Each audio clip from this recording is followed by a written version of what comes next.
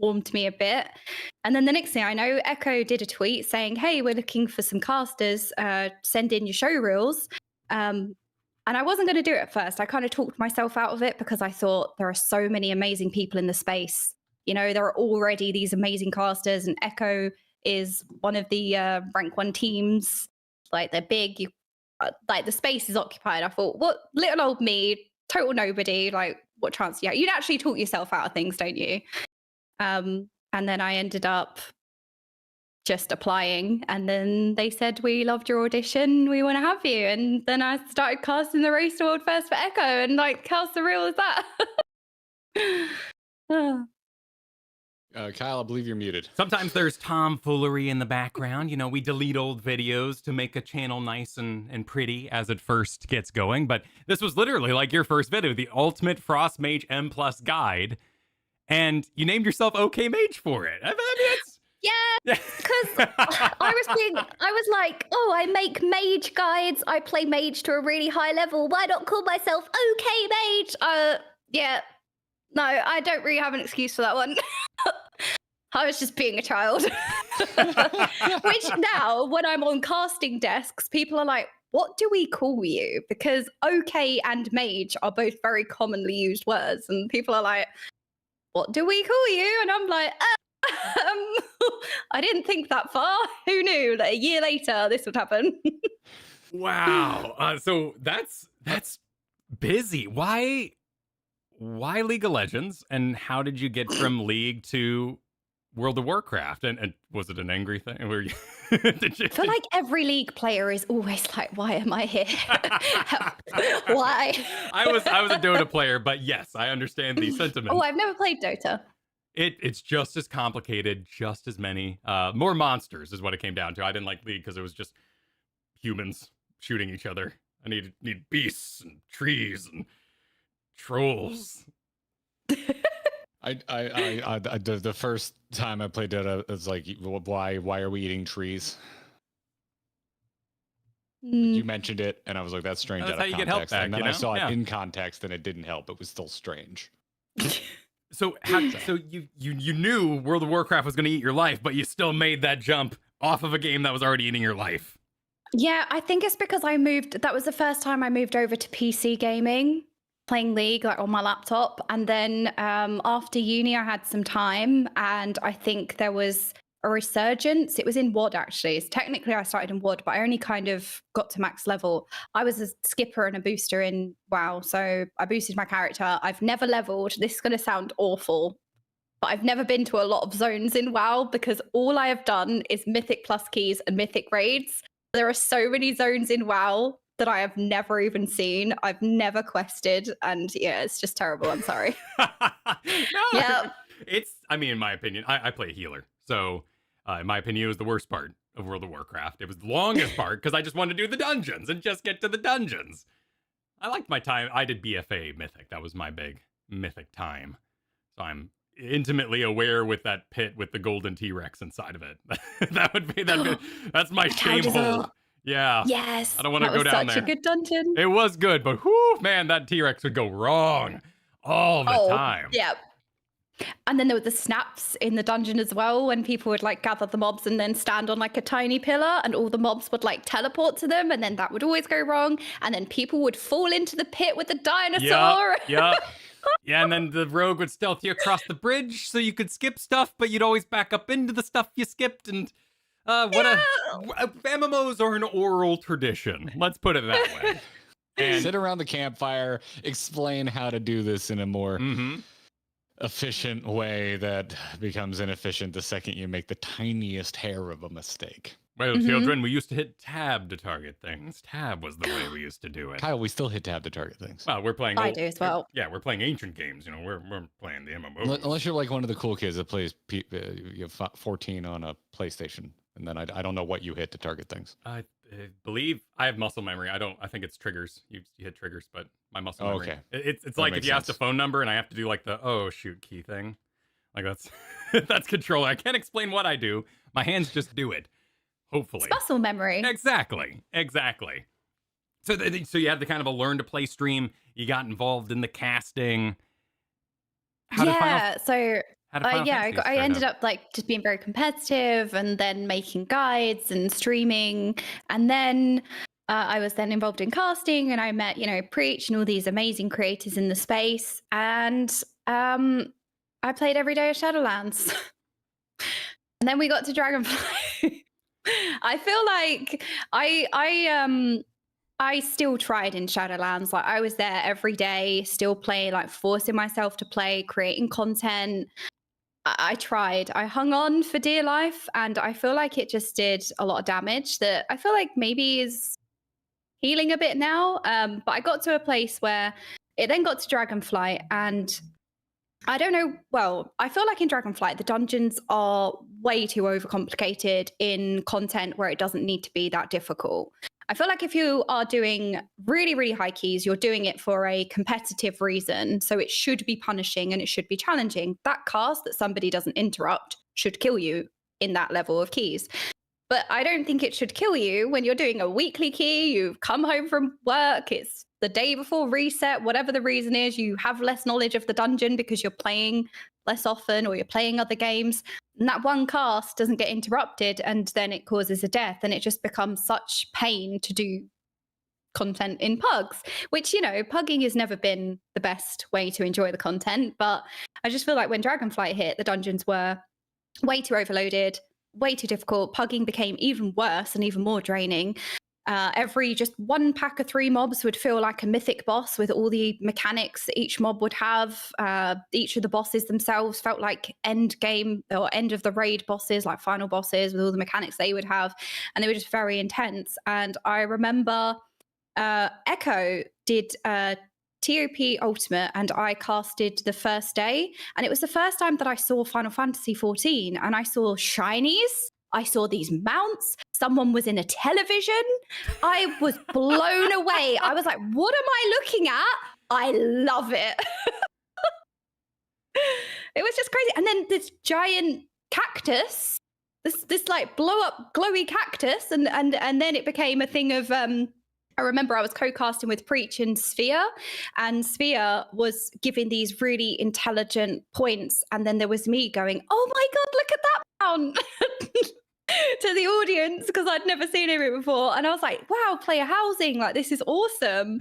That was the first time I had seen Final Fantasy, and I kind of exist in a bubble. I didn't really know anything about Final Fantasy before going in, so when I was looking at it, I was like, I knew it had player housing because it's one thing that people wish they had in WoW. So I knew that it had that, but it was different seeing it all for the first time, and I was just drawn in immediately. Like I was a bit more curious about it, and then the week after that, I spent 4 hours depleting in pug keys, and I was miserable. And Preach raided me, and everyone was saying, why don't you try Final Fantasy 14? Try Final Fantasy 14. And I thought, you know what? My tank, the captain of my MDI team, went away on holiday. How dare he? Left us to fend for ourselves without a tank. We were tankless. So I had to pug keys. And I thought, you know what? I've got time. While he's away, while we're not doing any, keys, I thought, well, you know what? Now's a good time to try it. Why not? And I remember turning the stream off and I thought, okay, you know what, guys, you win. I downloaded it and I said, I'm going to start Final Fantasy 14 tomorrow. And I burst into tears and had a mental breakdown for 4 hours because I built my whole channel on WoW, making guides for Frost Mage. My whole audience was just Mage and people wanting help with Mage. And I was trying to push for a partner. And I set myself the goal of being a Twitch partner. And I thought, if I change game, nobody's going to care. Like, nobody's going to watch. And it got to that point where I was like, I was so unhappy. I'm so miserable. I'm so drained. I can't take it anymore. And I just, in that moment, I said, you know what? I'm going to do what makes me happy. If nobody watches, I don't care anymore. I'm just going to do something that makes me happy. And then that decision ended up being the best decision I've ever made. Sure. Wow. You were hitting me in the feels. Sorry. So for us Americans, good way. A holiday is like a month long, right? Like they're gone. They are off the globe. Yeah, in the UK, he was gone for what felt like a month, but was more realistically a week. Okay. Because if you say I was like, a week pugging. Okay, yeah. I can't take it anymore. Yeah. Yeah, that's like an American vacation. Okay, gotcha. Yeah, we don't get a lot of time off here in the States. Yeah. But it was a finite amount of time, and that was all that was needed to kind of push you over. I totally get that. Because Twitch, particularly when it comes to partner, you keep applying, and one of the messages they always send back is, don't you dare stream any games that's not your main. Like, you need to stop experimenting and just define yourself. Yeah, I built such a niche, and I thought I never played anything else. Like, I built everything around guide making and teaching people or helping people play or get their weekly 15, weekly 20, or just show Frost Mage in general, or just have some fun. And I thought nobody's going to watch me play Final Fantasy 14. I didn't really know anything about it, but I just thought if I change game, nobody's going to be here. And I just thought, you know what? I'm going to kiss the partner dream goodbye for now. I put a pin in it, and I thought, I'm going to choose happiness. If partner happens, it happens. But for once in my life, I'm just going to do what makes me happy.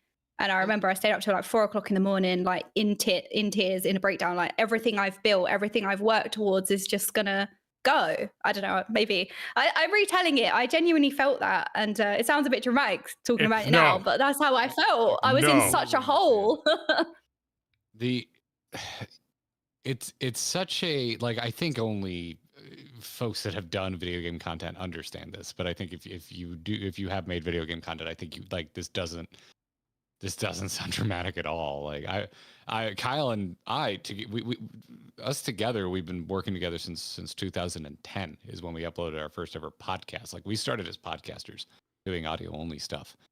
Like we were there when folks started trying to make gaming content work on Justin TV, like the pre-Twitch days. Oh, OG. And we just thought it was the weirdest thing in the world because we both, I'm not sure how old you are, but we're, I guess, considered elder millennials. And so to us, like, YouTube was barely a thing. So we were just consuming podcasts. That was the do-it-yourself content that we were aware of. And like, I remember, I don't know how much you, Kyle, but I completely dismissed streaming. I thought it was so strange at the time. I'm like, who wants to watch me play a video game? No one wants to watch people play video games. You can go play them yourself. I was very wrong, by the way. But like Kyle, you and I have switched games essentially 3 times now. Yeah, big switch. It never stops being terrifying, I think. I think variety is hard to achieve, right? Building an audience that will watch you play anything is probably one of the hardest things you can do as a creator. I completely agree. I completely agree. Like I think I've reached a point where I'm fairly at peace. Like I don't get very jealous of other people that much anymore. Where I used to in my early days of making stuff, I'd look at other content creators and be like, I want that. I still look at other content creators who have achieved variety and go, I want that. Like, I want that so bad. We've done pretty well. Like folks have like watched us play Baldur's Gate and they enjoy our Halloween specials when we go to Phasmophobia. But it's still I don't feel we're quite there yet. But so it sounds like this was your first time kind of game switching. Although to me, it also sounds like I wouldn't be surprised to see more WoW content from you in the future. It doesn't sound like you're completely done with it. No, I haven't done the whole I quit WoW for Final Fantasy, or I haven't done any of that. I kind of went in like, you know what, I'm going to play something else for a while, and then it just so happens that I haven't really played WoW. But I've tried to. I just haven't kept up to date, by playing myself, being plugged in, but I've tried to engage with WoW as much as I can. I competed in a lot of tournaments this year. So they have the Pro-Am charity tournament in WoW, which is like you get a bunch of pros and then you get amateurs from the community, and then you form a group and you try and compete for charity and stuff like that. So I've done, and I did the Eve Ascension, which is a new women and gender minorities tournament Team Liquid set up. So I've tried to kind of stay in the WoW space as much as I can without, being miserable, pugging keys all day, every day, which I stepped down from raiding. I started in Legion and I have played every single day of my life. Since I started playing WoW, I've played every single day. I played every day of Shadowlands. I just needed a break. I did. I just needed a tier out. I did, which was this tier, which, with how Mythic Plus was this tier, with the God comp and everything like that, and how restrictive it's been, I don't think I missed a season a good season. I'm not upset that I didn't play this season. Let's put it that way. I picked a good season to have a break. What's the god comp? What? Oh my goodness. Yeah, so we're talking about how restrictive the community can be. Either you play meta or you just quit.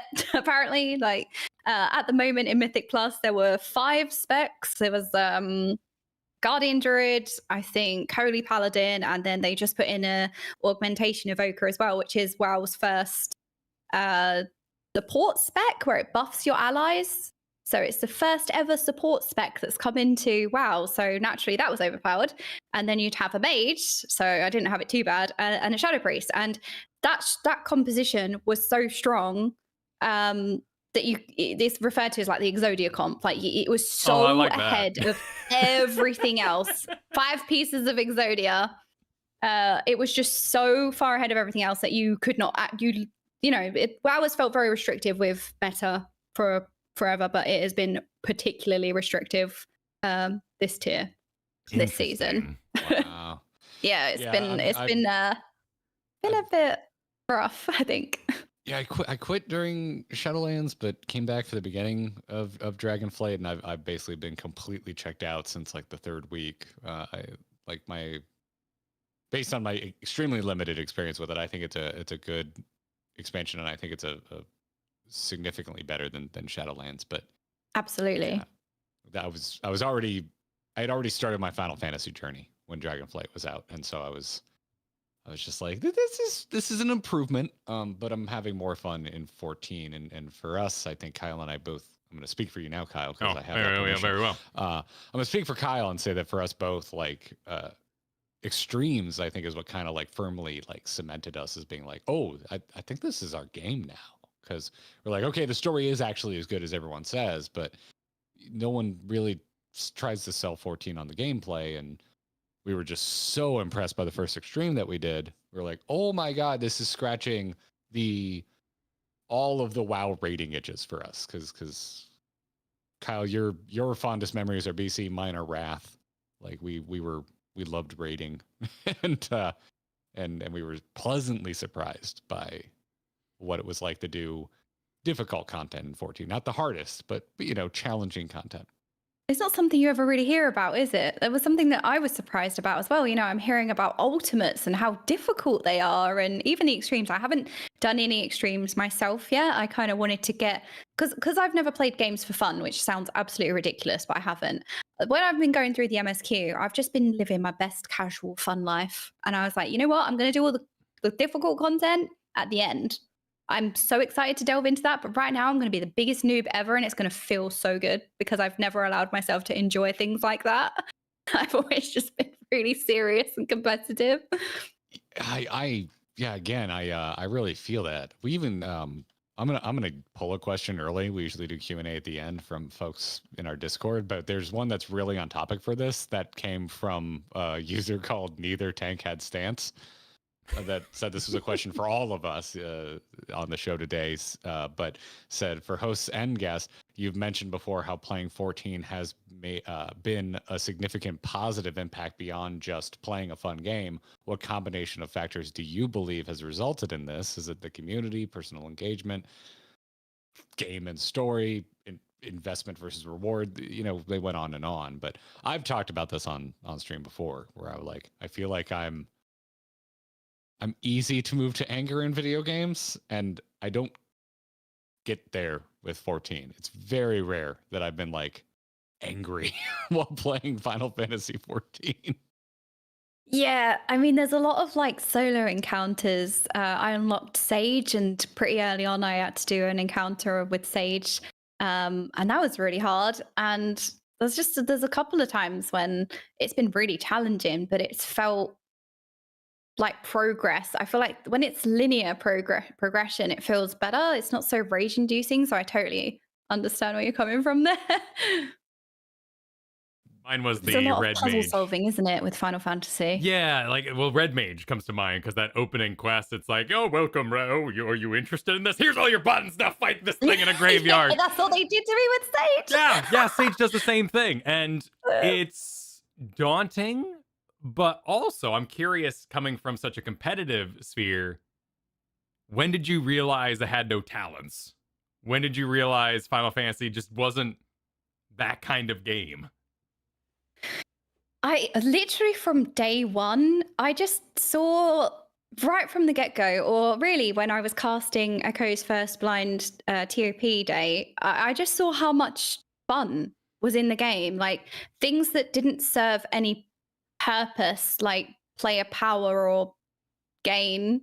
It was just there for the fun of it. That there is so much of that in Final Fantasy 14, where fun seems to be the focus, and it just feels different. It feels like warm and fuzzy, especially with all the emotes and how, you have emotes in other games, but in Final Fantasy, they're just so different. And even with minions, like minions interacting with each other, and, that's a lot of work. That's a lot of time to really put something in that's for flavor and fun. It's not, a significant player gain or power gain, let's say. And there's so much of that in Final Fantasy. Yeah. I think that you hit the nail on the head for me. I feel very much the same way. There's so much personality that you can bring to your experience with the game. Like I think of like other games, like what I consider vibe games, like things like Animal Crossing, or there's this new game Palia that I haven't tried personally, but I keep seeing it get mentioned a lot. But it's like a non-combat, more I would call a vibe style game, and I've always enjoyed those kind of games in my life, but they've always been like separate from my like more competitive pursuits or more PvP pursuits in what I like from a game. And what I find that I really enjoy about 14 is that it kind of has it all. Like I really liked The Sims growing up, and so I'm super into just like keeping my room in Final Fantasy 14, which was something also I didn't know I wanted. And I'm trying not to go too far into this, because if you've watched our stuff regularly, you've heard this. You've had a laugh at this, because when I was going into 14, I was like, who cares about player housing? I've never wanted player housing. It's because I played WoW and I convinced myself I never wanted player housing because they're never going to give it to us. So, yeah, I've had to deal with not having it. So yeah, but there's just so much personality that you can bring. You can really customize, and everyone can be very different, even though you can only make your character look so different in terms of the character customizer. But like that's the case with a lot of MMOs, I find, so it doesn't bother me that much. But yeah, the emote system and the glam system and the housing system, there's so much personalization you can bring, and it reminds me of like if you're playing along to the grinding gear bingo at home, it reminds me of going to car shows and seeing how people trick out their cars. Well, as opposed to going to like a drag strip where the only thing anyone cares about is lap times, and it gets very old very fast. Not lap times, but that would be a quarter mile time. Well, it's a lived-in quality, right? Like if let's say you enter, you're leveling, and for some reason WoW has straight line leveling, like you're gonna go Undergo Crater and then straight to this other zone so people can prepare for your arrival. What, like 20 Taurens are going to stand around and say, what really burns my ass? Like, that's what kind of welcome would that be? Like, there's so much opportunity in Final Fantasy 14 to have these welcome parties, these audience participation moments. Most recently, we had, everyone kind of huddled around like fires because we're in the cold north. Like, that sort of role play is so important. It's so nice. Yeah, it's very cool. They're the little things that really get me as well, like how immersive the world feels when you have people like, having these emotes around the fire, and it just makes it feel so alive. And then the people who show up with giant furry frog heads that are completely out of context, which for a time I was like kind of kept me off the game. I remember seeing screenshots of it early before I played, being like, what? Like the joke is weeb game. I'm like, what kind of weird ass weeb game is this? Like, but now I find it really endearing, and I find it particularly endearing after going to Fanfest, because the cosplays are top tier. They're truly amazing. However, when I went to this Fanfest this past July, I go to the men's room to use the restroom. Stall door opens, and out walks a man in a real life giant frog head wearing a chocobo apron and no shirt. And this visage walks out of the stall, And I'm in line for the bathroom because I'm at a con, and the only time I ever have to wait to use the bathroom, and I just start dying of laughter around a bunch of strangers in a bathroom. Because... And it kind of feels normal because that's what you're used to going through Final Fantasy anyway. Like, that's just your experience anyway. 100%. And then I like, you know, I'm done in the bathroom, wash my hands, run out to my wife, and I'm like, you wouldn't believe what just happened. And I'm explaining this whole thing to her. The entire day goes by. We go back for day 2. We're all sitting in a row watching the Crystal Conflict PvP tournament going on. And the dude walks by again, and I'm like, go to my wife Katie, I go, that's him, it's the guy. See, I didn't make it up, he's real. Yep, I promise, it's right there, look at him. And he's again walking around shirtless. Whoever you are, sir, you are very built. You Legendary. Absolutely put the time in to be able to walk around shirtless like that. Yeah, it was like, I've really kind of embraced it, and I think like that's another part of something I used to look at from the outside looking in, as seeing it as like this silly thing that I thought would take me out of the experience, has now become kind of this badge of honor, this thing that I think very fondly on, which is kind of the goofiness and the fact that everybody in the game doesn't take it so excruciatingly seriously. Yeah, and then meanwhile, you still have the insanely difficult content as well. Yeah. With ultimates and stuff like that. You seem to have it all, and it just works as well. It's a really good range, and it's something that I do feel World of Warcraft used to have, albeit in maybe a slightly less customizable aspect. But I remember the days of vanilla NBC and just hanging out in Stormwind or Shattrath. Yes, I was a Dirty Alliance player until I swapped to Horde. I was always Alliance. Oh, Finally! I want to be pretty. I want to be pretty, and I couldn't go to Horde until they got Blood Elves. They can stay with their mud huts. I like my beautiful cities. Exactly. And Silvermoon's fantastic, but then they just like never did it again, and all the other villages ended up being orc anyway. But like I remember hanging out in the major cities and like just being in awe of the people that had tier sets, or even back in the early vanilla days, dungeon sets, because like especially in vanilla, information was very bad. Like the websites were not particularly helpful, and just being there and being like, well, your armor matches, where do you even get that? Like it looks so cool. And then like dragon heads would show up in the city, and I didn't even know why. Later on you find out people are killing Onyxia. But like that sense of mystery, but also just kind of community. I feel like that kind of just hangout kind of life simulator corner of World of Warcraft has more or less been lost, because I feel like anytime I get in and around the WoW community, everyone's just talking about min-maxing, and that's kind of the only topic of conversation. And everyone knows everything as well. There's no sense of mystery or adventure anymore. That's probably my biggest regret of not playing early, like not experiencing any of that, because that's what I really love, which I think is why I've resonated with Final Fantasy so much. Because in BFA, I used to sit in Borealis and I try, and I would always care about my server. That like we've moved way past people caring about who's on their server anymore. And I always used to look at who the best guilds were and who the best players of that class, or who's doing that, or what's going on. Oh, that's like one of the biggest RP guilds or whatever. I always used to care about who was on my server. I used to sit there in Borealis and, try and interact with people. We used to play hide and seek in Borealis, actually. And then people would see us doing it and join in. So we kind of had like a small taste of what it must have been like then.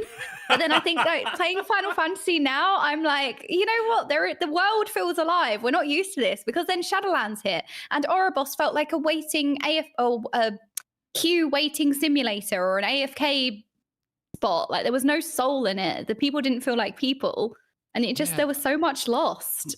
The heart, I guess. I love that idea. Like you were illegally having fun inside WoW. It's like, okay, everyone, keep it quiet. We had a little too much fun today. Shh, don't let anyone We're having fun. Don't let them know that. I mean, it was literally like that as well, because we were playing what we call sardines. So it wasn't just hide and seek. It was like if you found the person, you stayed hiding with them, and then you'd have like the last person running around like, where is everyone? I can't find you. Nice. Oh, that's a cute riff on. Yeah, it was really cute. And then people would see us doing it and be like, hey, can I play? And I just loved all of that, again, because I came to MMO so late. That's what I missed, and it was so rare. And then it just got so then it became very difficult to engage in anything like that. Like I said, then Shadowlands hit and there wasn't many opportunities to interact with people really, and nobody did interact either.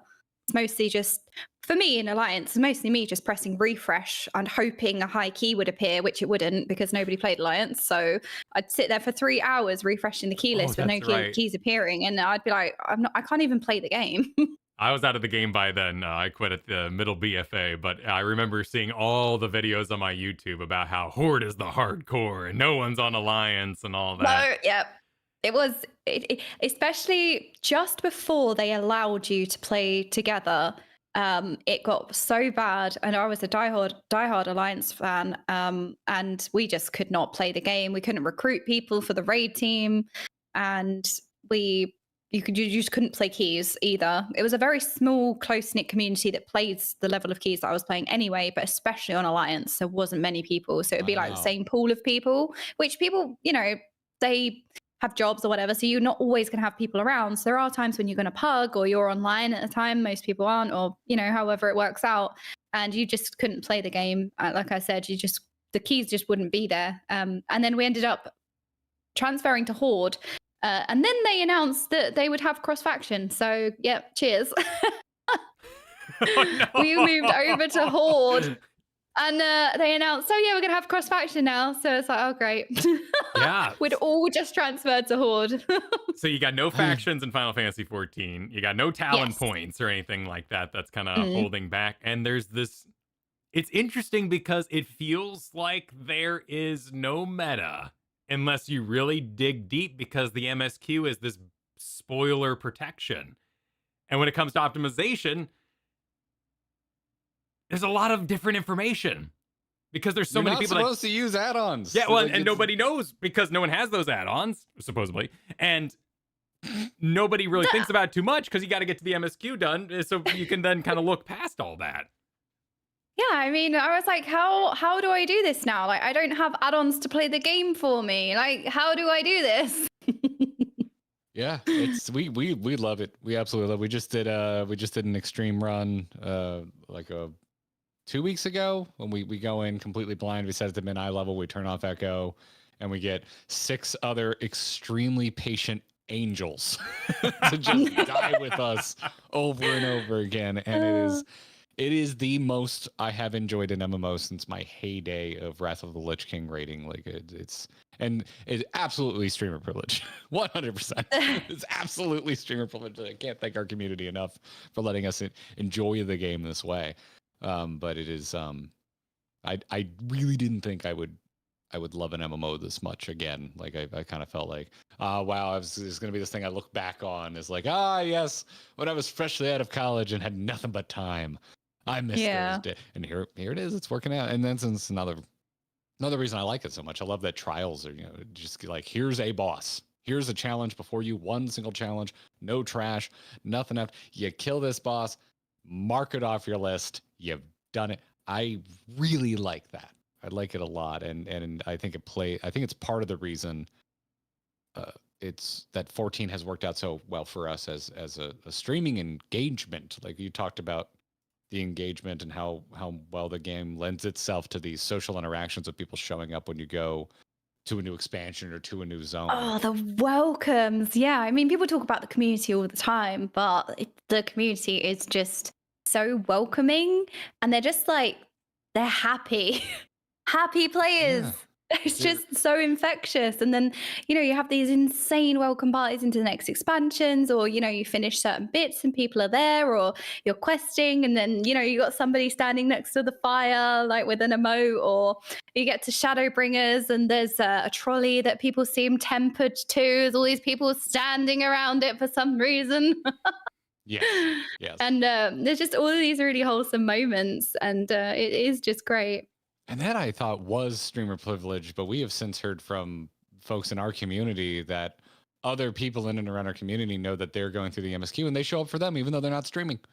Like, and I was like, oh, that just makes me feel all sorts of warm and fuzzy inside. Like, Yeah, that's definitely true. Because I've even gone to, some friends when they've got to certain areas. Because a lot of people who used to watch my WoW streams started playing Final Fantasy 14 because they saw me playing it and they were like, hey, this looks really good. I'm going to download it. And then off stream, we'd go and wait outside the Waking Sands or wherever they were and just greet them. So it definitely happens to everyone. Or you'll even be in the world in general and you'll see a small gathering and be like, hey, what's going on? Oh, just one of our free company members is getting to a certain point, so we're just here to greet them. And you're like, oh, well, I'll stay. And there's just so much heart in the game, isn't there?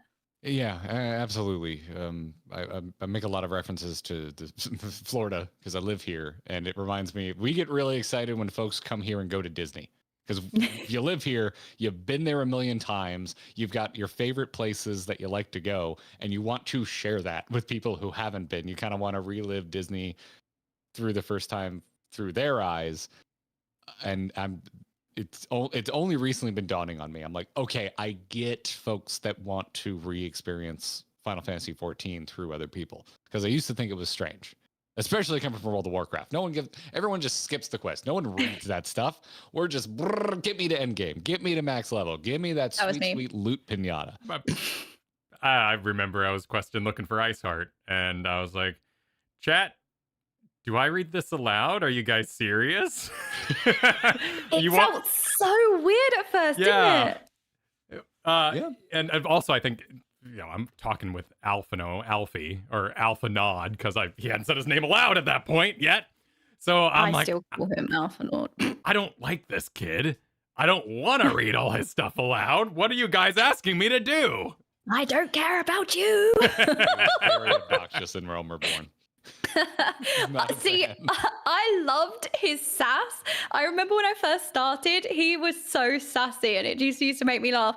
And I used to amp up the sass and add some sassy words. So instead of people, nice. I'd say peasants. And I just lived for it. It was this really sassy. I loved it. And remember when I got to the end of A Realm Reborn, I was horrified. I remember you get to the banquet, don't you?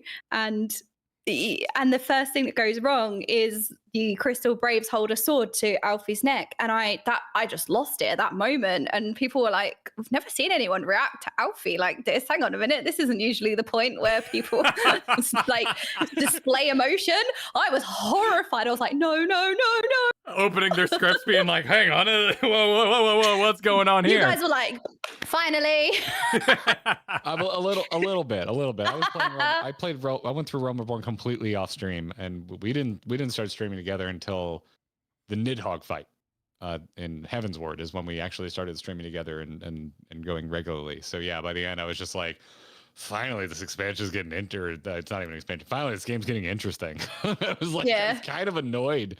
Although I was kind of at peace at the moment. I was going back through school. I was doing a graduate degree, and even though I wasn't super invested in Realm Reborn, the slow nature of it basically took the place of my evening novel. I would sit down and read a book to kind of calm down and get all of my school thoughts out of my head so I could go to sleep.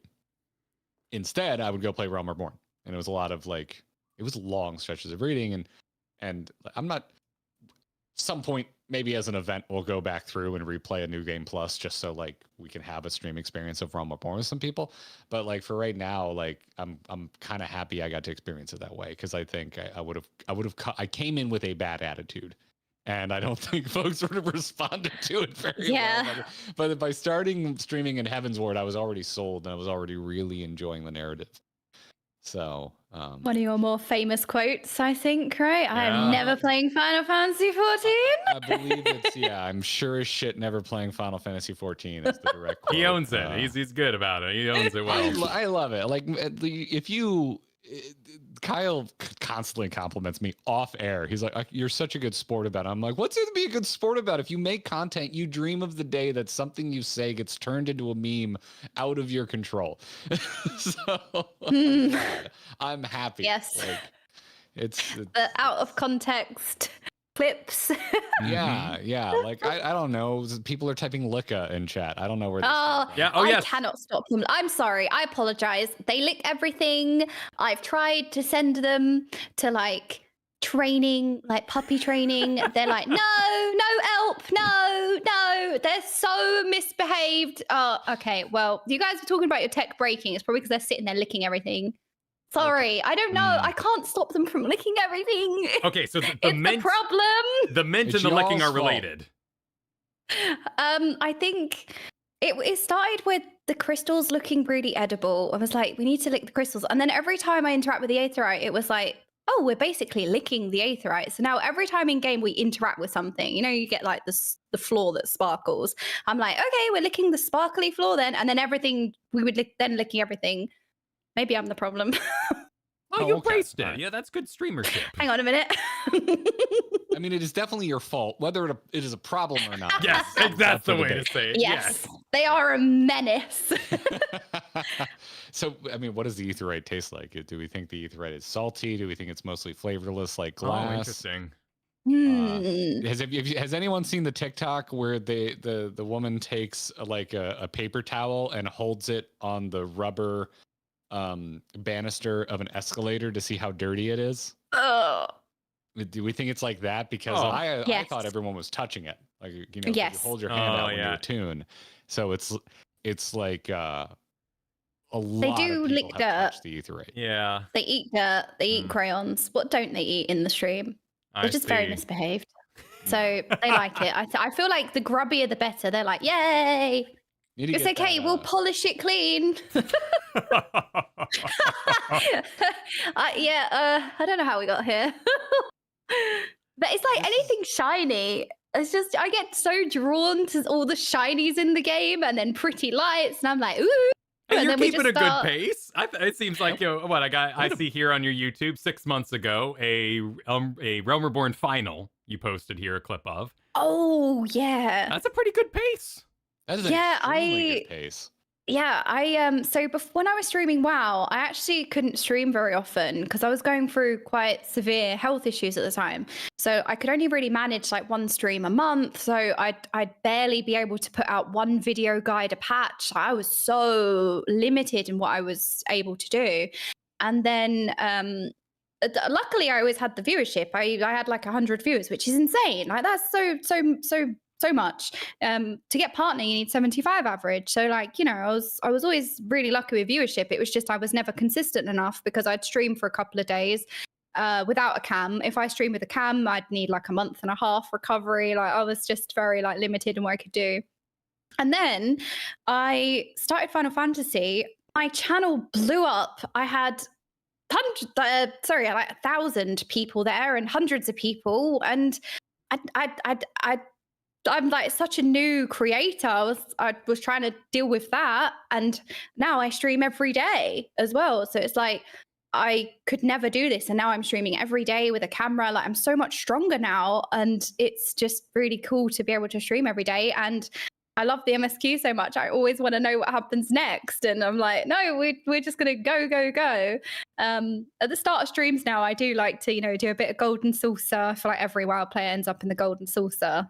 It's like inevitable that it hooks us in. But I always say it's because if we had this in WoW, there'd be some kind of player power tied to it and you'd be forced to do it. We don't have like things for fun. Or most of the time, you know, we wouldn't have the golden saucer. I always think of like Torghast that was just silly fun that turned into a chore that had your legendary tied to it that you were forced to do and it became tedious. And I think the things like the emotes and that it just adds like one more layer of collectability that also turns into player personalization that WoW doesn't have. Because like when I think of personalization in WoW, I think of pets, mounts, transmog. That's pretty much it. There's not that many variations of what your orc can look like or what your night elf can look like. It's gotten better over time, but it's still fairly limited in terms of character creator. But like the emotes are so varied in Final Fantasy 14, and so are the pets, and so are the glams. And the dye system as well. That blew my mind because there's so many times I love a piece, but it's the wrong color, and now I can dye things, and it just adds so much more. Like I feel like you've unlocked glam for the second time. So there's even more replayability and customization. Yeah, and then we're gonna get to. I know we're about to summon the Guild Wars fans who are like, "Oh, you want a good die system? Play Guild Wars." And I'm not trying to stop you from commenting because it's good for engagement. So please let me know how good Guild Wars' die system is down in the comments below. But yeah, if you're coming from World of Warcraft, like it's a double-edged sword because like one of the things that is just like straight up objectively better in World of Warcraft is the way it handles its MOG system. I realize Collections, yeah. I realize it's a tech issue with Final Fantasy 14. They've said, hey, we just can't. The way the game is built, that can't exist. Doesn't, but it's still better in WoW. It's more convenient. But like, oh, the dies coming from WoW. You're just like, oh, I can dye my stuff. I can customize it. I can make it look the way I want. I love that. Yeah, especially as it makes the item look so different as well. I've seen people that have the same top or the same jacket and it just looks completely different because it's a different color. So I feel like it just adds so much more into the transmog / glam system. I geeked out when I found out that you could like toggle visors and that if you have a pair of sunglasses, you'll actually push it up into your hair, which I was just like, you know, that I was stuck in a loop for 10 minutes because I had a couple of people standing in front of me toggling it over and over again, and the glasses just kept going up and down, and I was sitting there laughing nonstop for about 10 minutes. It was just the most entertaining thing. And it's like, it's another one of those moments, though, those realization of like, this is just here for fun and flavor and heart, I guess. I keep using that because it just feels like soul. Like it's what gives the game soul, all these little interactions and these tiny things. That on paper, you know, it's not like a player power tied to it. It's just fun. It's something I think you really appreciate if you consider yourself an MMO player. And it's something I find particularly curious about 14 specifically, because it's really easy to look at 14 as like not an MMO, because there's a pretty traditional RPG story to go through there. If you don't consider yourself an MMO player, I think this is a great first MMO for anyone that's kind of curious in the genre. But then if you've played other MMOs, you really can have such a strong sense of self with how much you can customize your character that it starts to feel like other games I've played that are not MMOs, like stuff like Animal Crossing and The Sims and all that kind of stuff. So it almost feels like multiple games in one, doesn't it? Absolutely, which is something I have said about WoW, because in the past I've had friends that only PvP. And I've had friends that only raid, and I've had friends that only mythic, and I have friends that only pet battle. But it's just like there's so much more in Final Fantasy. There's like, oh my god, the first time like I ever talked to an Omnicrafter, I was just like, whoa, you had to do there's some tech. Yeah. There's a barrier to entry there. To me, I always call it the Witcher 3 problem. Fire's called Ignis. Why isn't it called Fireball? What? So when I don't see the more traditional strength, dexterity, charisma, my brain kind of just falls apart. Tenacity, piety, I still don't understand what's under the hood in Final Fantasy 14. I'm just like, I love pie. I'll take that. Yeah, that sounds good, right? I'm pious. That sounds tasty. Well, you dove straight into Black Mage, and have you just stuck with that the whole time? Like, yes, I always get drawn to Mage. Shocker, I know. Well, but I always get drawn to Mage in every game. You know, like I play mid lane in League, and I always just do Mage. Are you enjoying it? I think you're our first Mage player. So Frost Mage in WoW is very consistent uptime. Standstill cast. If you move, you're gonna lose a lot of damage type style, and that's why Frost Mage kept me hooked, because it's like, okay, how can I play this really intense playstyle in a hive movement fight? Like I would plot like every second of the fight. I would always be 10 seconds ahead. If a mechanic was coming up, I always say like a good raider isn't like, please don't be on me, please don't be on me. A good raider is like, if I get that mechanic, how am I going to deal with it? What tools do I have available? Where do I need to pre-position? What do I need to do if I get the mechanic? And I just always liked that. It made the raid fights just more interesting for me because there was more that I was thinking about. So I'm used to this kind of play style, but Black Mage is hard. I was in a solo encounter recently, and I really struggled as a Black Mage. And it's a very punishing spec, because not only do you have to stand still and cast, you're kind of screwed if you mess it up, because you have your Eno-chan, and if you aren't casting and that runs out, you're then stuck in not in either stance. And yeah, it's hard. It is. Especially with how intense Final Fantasy fights are. A lot of movement. Yeah. I'm enjoying it. I love Black Mage. I'm just wondering when I get to endgame. Like, I'm determined to make it work. I'm determined to be able to play Black Mage in the like latest content, you know, like Savage Raids and Ultimates. I feel like this is going to come back to bite me, but that's the number one job I want to get to max that I don't currently have, because I've been basically maining Dark Knight because I like tanking, and Death Knight never did it for me despite being an Arthas fanboy in World of Warcraft, but Dark Knight is scratching that aesthetic itch for me. But every time we get a Black Mage in one of our extreme runs, I like, as much as I can get away with, I'm looking at them because I'm like, you're threading a needle. You're absolutely threading a needle. And when they do it right, when we cleared Tsukiyomi Extreme, it was because a Black Mage knew if they stood in their circle as the killer AoE was dropping and they actually landed their attack, that it would finish the fight, and it did. And I remember, if you go back and watch the VOD, I'm going, Black Mage, what are you doing? Let's move. And then like it fades to black and the fight's over, and I'm like, holy shit, you are a god. It's those moments, isn't it? It just kind of makes it worth it. Yeah. I think I would just be so tilted in this dance-based game with ley lines. The idea of putting down a ley line and then it being like, nah, fun's over, out of the pool. It's a mechanics bait. Every time I put ley lines down, I get 6 mechanics. I'm like, I'm not pressing it. No, I refuse. But I'm used to playing with Rune of Power, and wow, they've removed it now. But I was so used to that playstyle anyway. That's why I'm kind of like, it feels like home a bit. I love it. Well, I know one of the questions we got from Bercy was like, hey, Okaymage, sell these 2 fools on Black Mage, but you already have. It's that kind of like sweatiness, I think it is, of like, right, I have quite a turret sort of spec that's very punishing if you get something wrong. You know, if you're not casting, your Eno-chan's ticking down, and if you mess anything up, it's kind of not over, but you're very punished. And I feel like that's the part that gets me, that like challenging aspect. That's what tickles me, I think. I'm like, okay, well, when you make this work, I'm sure like it feels great. That's like any Final Fantasy fight, right? When you first look at it, it just looks like a vomit of mechanics, and then it becomes a dance, because then you learn the fight like kind of stage by stage and step by step, and it becomes so fluid. And I imagine that Black Mage kind of feels the similar way.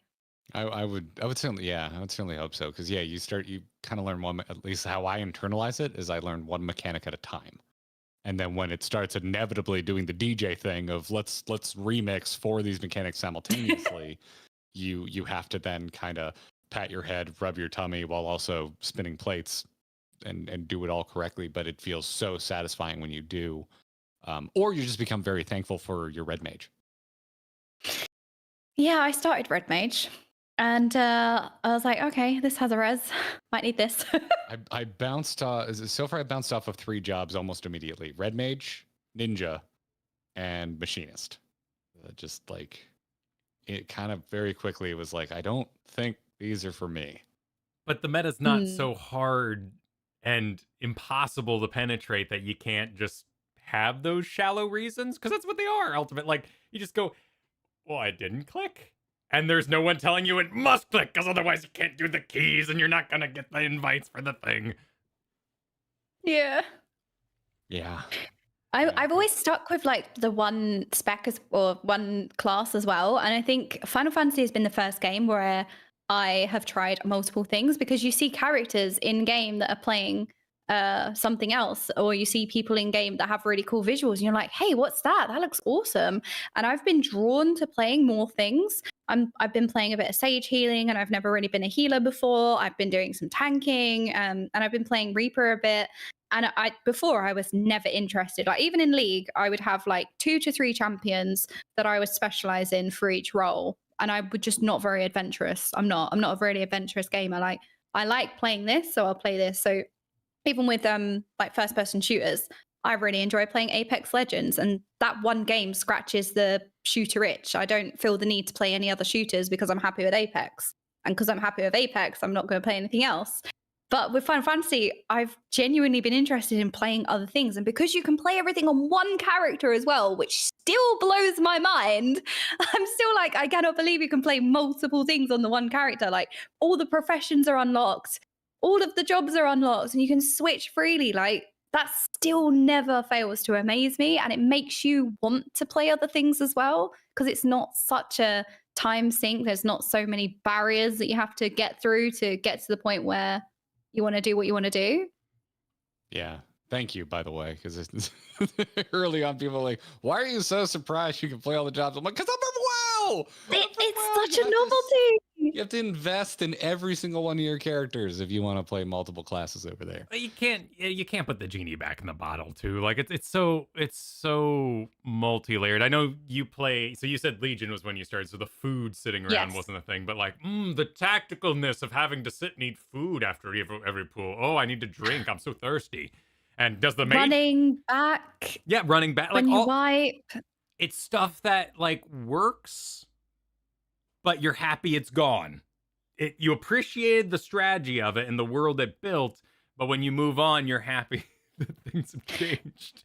Yeah, I also feel like there's only so many times that you can do that run before it kind of wears down a bit, you know? Like at the start, it's kind of like, I always say I enjoyed BFA, which I know is the most cursed thing, right, to say, but I had the energy. It was my first expansion. Like I learned Legion, I learned the game, then BFA hit, and I was like, this is my time. Like I'm gonna take. I had so much energy. I had the time. I loved clearing the world quests every day. Could I do that now? No, not a chance. No way. But at the time, I loved it, and I just feel like things just, you know, you went through Legion and you spent the whole expansion dedicating yourself to your weapon and unlocking appearances for it and powering it up. And then you say, all right, we need to throw that in the bin now. And now you get a neck piece, which doesn't have any transmog. Because also the cool thing in Final Fantasy is you can transmog you can glam your jewelry. You can't do that in WoW. So, you know, you can't see your neck pieces or anything.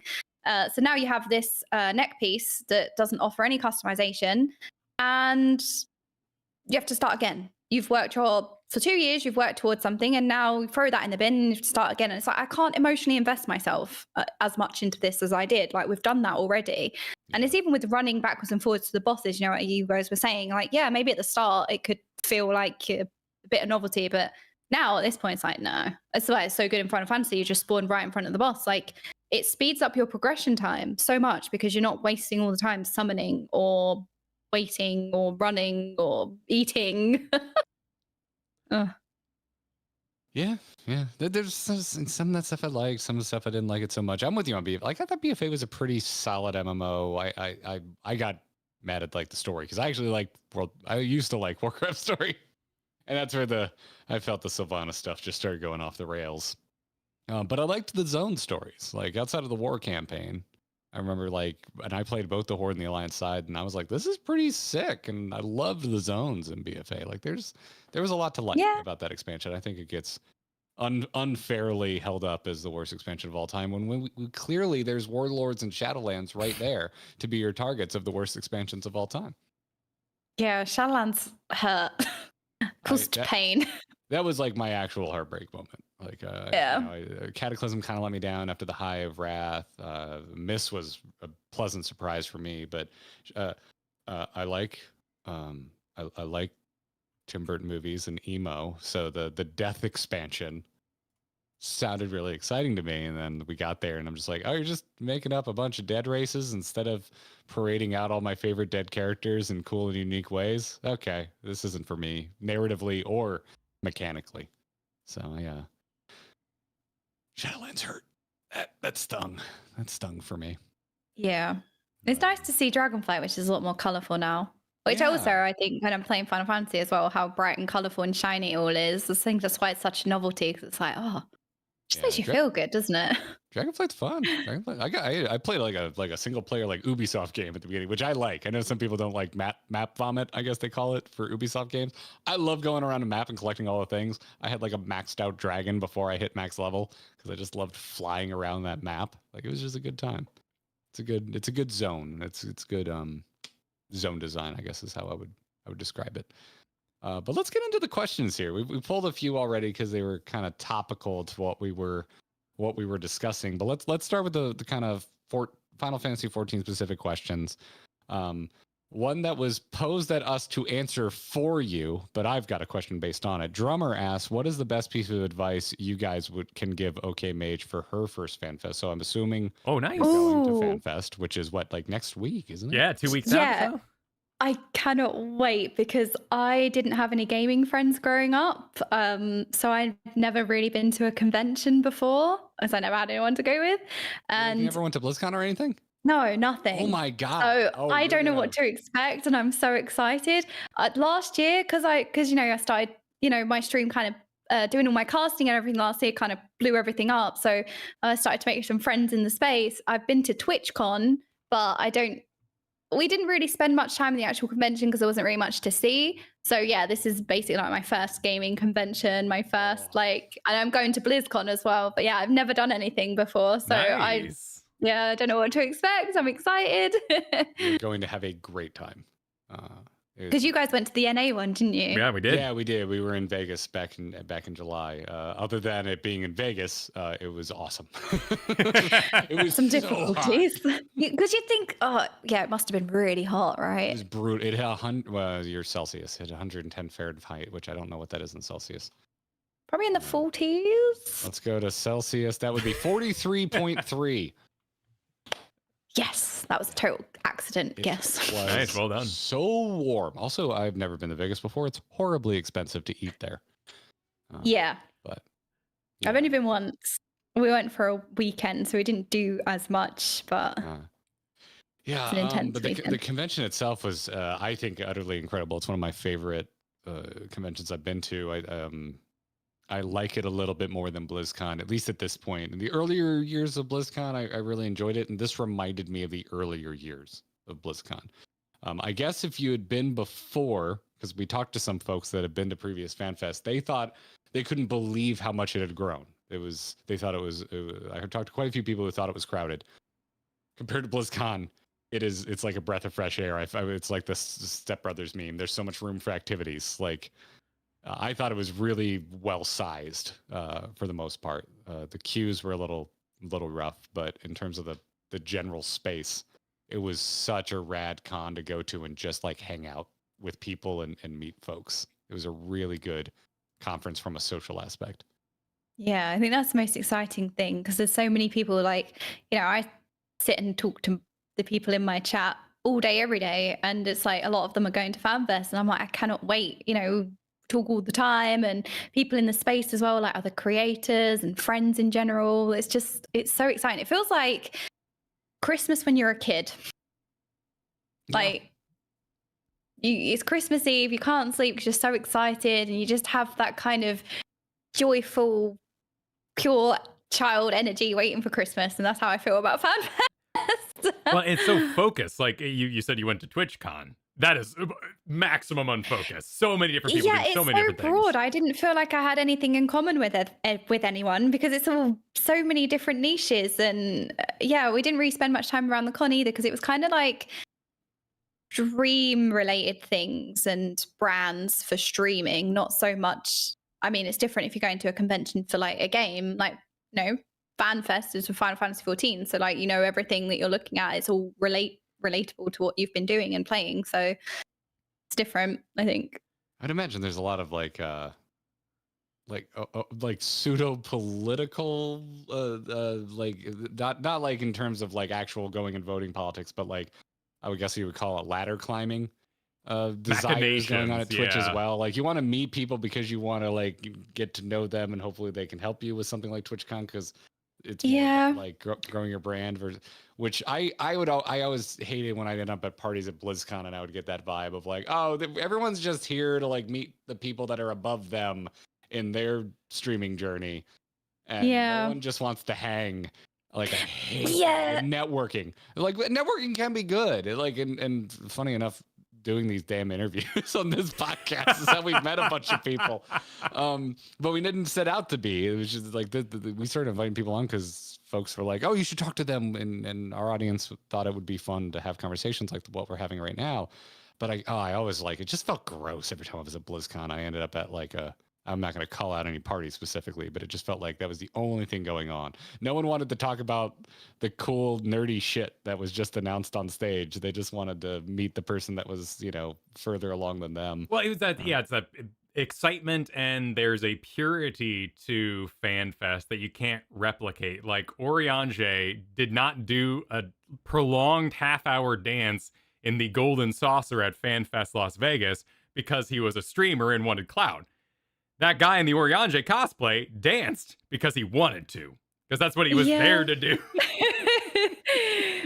It's just amazing. I totally get it, because when I went to TwitchCon, it was more like friends that I've met in the space. Like, it was an excuse for us to get together and hang out, which is why we didn't really spend much time around the con. Like, we'd go and see the sites in Paris, but it was more of an excuse for us friends to get together, especially if they were in America. Like, they'd come over, or I went to San Diego TwitchCon last year as well. Gave us a chance to go over to them, and it was just nice to see everyone. So I guess when I've been a bit lucky, because when we've gone, it's more just been friend meetup, but there is definitely an element of that. And me being newer to the content creation space, I do generally find that really uncomfortable.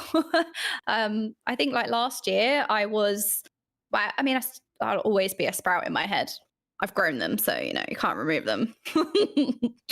It's kind of like I just see people for people, and I'm just happy to like nerd out about the game, which is why I think I'm so excited to go to like a gaming convention, because I love Final Fantasy 14. I feel like I found home, and it's just going to be so nice to have something in common with everyone. Like, we're all here for this game that has given us so much and so meaningful to our lives, and we can just nerd out about it and just, yeah, I just feel like you're kind of with your people, if that makes sense. I suppose that's why I'm so excited about it. But yeah, with TwitchCon, you'd have a badge, and then it'd say like community, affiliate, partner, and it was a lot of like, oh, are you a partner? I'm only going to talk to you. Like, what does your badge say? Are you a partner? Oh, you might be important. And I wasn't a partner, so I went to these TwitchCons like as an affiliate, and affiliate is still like a really significant thing. Like, it's still an achievement to get, but people don't really want to talk to you because you're an affiliate.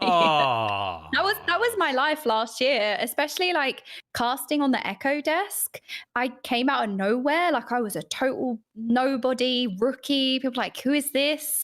Sitting on the couch next to Preach, who I always say this, like, I grew up watching his videos. Like, when I first started playing World of Warcraft, I would watch his videos, and now I'm sitting on the couch next to Preach, somebody that I've looked up to forever.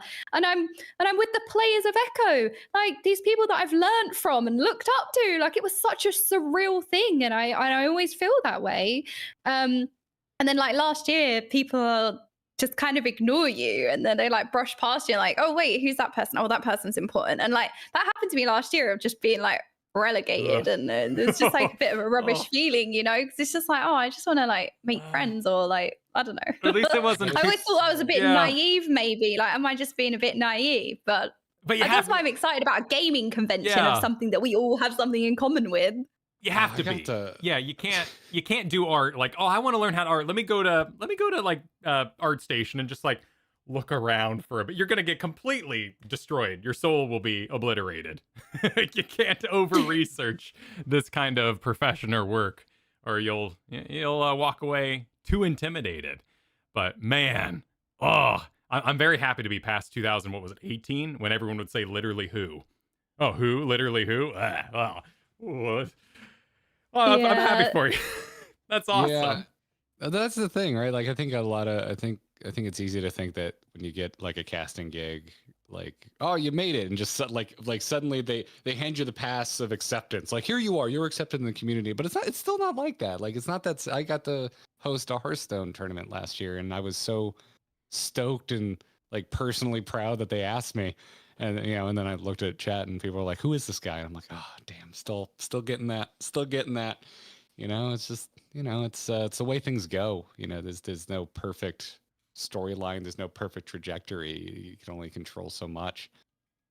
But yeah, it's interesting you mentioned the badge thing, because we were when we first heard about FanFest coming up, we were noobs about it, and we were like, "Oh, how do we apply for media credentials?" Because it was something we did for BlizzCon. Wait, can you do that?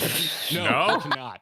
Okay, I was like, wait, Absolutely cannot. not that I would. I'm just going as a person who loves Final Fantasy, but yeah, same. And so like my last like 5 BlizzCons, we went as media. So we had media passes and we got access to the media areas, and we would have someone like a point of contact where we could schedule interviews.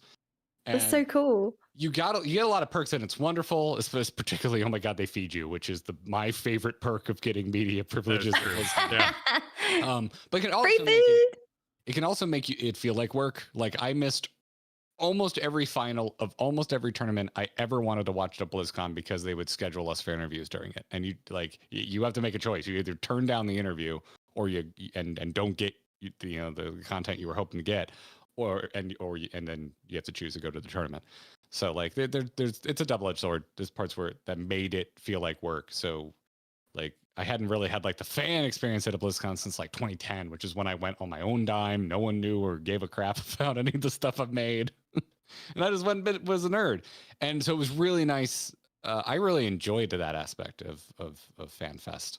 It's just like everyone's on equal footing. We're all just here because we want to geek out about Final Fantasy 14.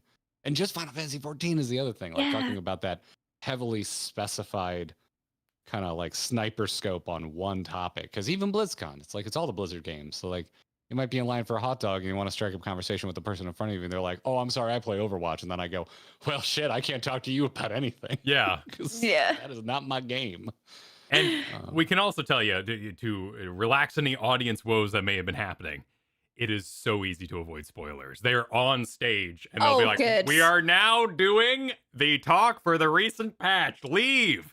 This is your 2-minute warning to leave." Like the devs themselves are telling you to. They're aware. They were doing an Endwalker panel, and the guy actually came out and said, "We're about to start the Endwalker panel, so if you haven't caught up, now would be a good time to leave."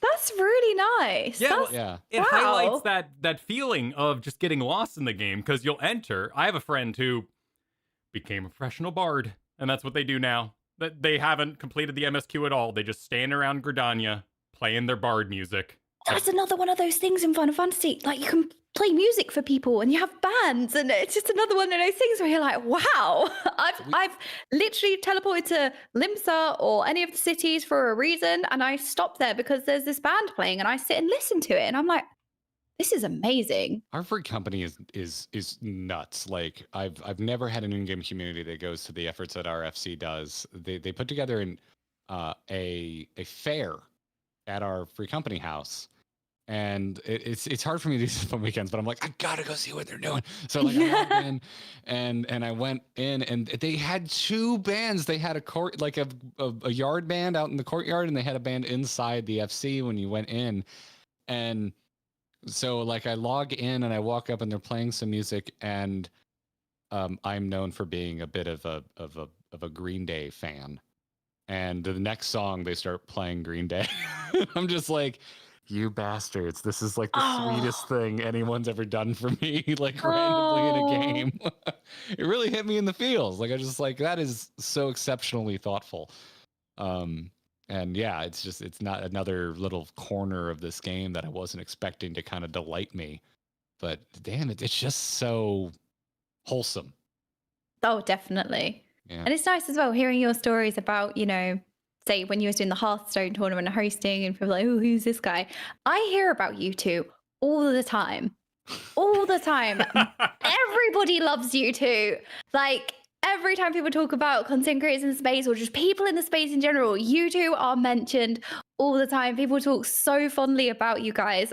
And I kind of feel like we've been kind of alongside each other doing the MSQ as well. So it's kind of like, oh, we've been on a journey kind of somewhat together, but everyone always talks about you guys in such high regard, and they absolutely love you. So when you guys are like, oh, hey, do you want to come to the podcast? I was like, what? Oh my gosh. That's You awesome. were me? Podcast. And I was watching some of your videos as well, and I was like, oh my God, I know why everybody loves them so much. Like, I love the way that you guys have the different perspectives as well, like both of you playing alongside each other. And I wanted to ask you guys a question as well, if you guys don't mind. Oh my. go for it. Go for it. Playing alongside each other, like when you get to certain moments where like what it might resonate with one of you more than the other, or it might not be to your taste, but it is something the other person enjoys. Like, how is it playing alongside each other? I would say it's comforting, and I'm glad we can share opinions with more audience in that way. And the main thing that comes to mind, which would be before our kind of spoiler wall, would be Kugane. Like walking into Kugane, Hancock just starts going, and I'm like, oh, Politica, let's do. Oh, and oh, yes, the embassies, and oh, you're just setting up all this is above it. And Garrett's just. And I wanted to launch that man into the sun. I just wanted to put him in a cannon and fire him into orbit because I was like, you are the dullest character I have ever experienced in this game. I kind of love him now, and he shows up during the. Is it the Evilise quest line? For a hot moment there, wasn't it? And when he showed up, like I like it. That was that. There's. I can only think of like one moment where I admitted I didn't like something, and I feel it became unfun. I'm very glad I admitted that I didn't like Hancock because me not liking him kind of took on this own energy with our chat. And so that when Hancock shows up in Evilise, like I was like, you old bastard, get over here. I love you. Like I was really happy to see him. And also the Evilise quest line might legitimately be the dullest quest line in the entire game. And so Hancock showing up actually breathed life into it for me. Yeah. So, I love how the characters resonate with everybody differently, which is why I always think they're so well written because there's so many different situations or scenarios or characteristics or personality traits or even interests, hobbies that the characters have, and they just resonate with everybody so differently. It always feels like like the world feels alive. That's how I use this phrase all the time, but the world just feels like a living, breathing world because it really does. And they all matter, you know. It's not like you meet this character. I think in not to bring things to WoW, but I always draw from my own experience, and that's really the only game that I've played. But like sometimes you'd see a character and then you wouldn't see them again for like an expansion or whatever. Whereas I feel like with Final Fantasy, it always kind of draws back or it mentions and says, oh, you know, they're getting on like well, they're doing this, and it always kind of throws back to them, and everyone feels like they're in their different areas of the world doing their thing, and everyone's still relevant. And it's nice, especially in Shadowbringers when you're in the first and you meet all these people and you get to know all these different, say, tribes or these different zones, these different people. And then they do a really nice job of drawing it back and all the friends that you met along the way, like your journey, and everyone still appears again and you see them again, and it draws everyone together really nicely. There, you know, like anything else, there's ups and downs, and there's parts in the story that you may personally find a bit slow. But like the thing I can say to what the point you're making right now about how everyone's kind of, you know, in their areas and they feel very represented by where they exist in the world. Like I think the game is just so masterful about that, taking stock of its world stage. And I don't think it's necessarily something that it does better than World of Warcraft, but I think it's something that it intentionally does different from World of Warcraft. Because WoW, it feels like, really focuses on a single slice of either Azeroth or whatever world we go to for an expansion. And you're not really, it's so rare you're going back to Eastern Kingdoms or Kalimdor or Northrend. When it does, it feels special, but it happens so rarely. But in Final Fantasy XIV, they're kind of always thinking about where everyone's like you get like a mention of Yancha, and I go, oh yeah, and I miss you, buddy. I wonder what you're doing out there.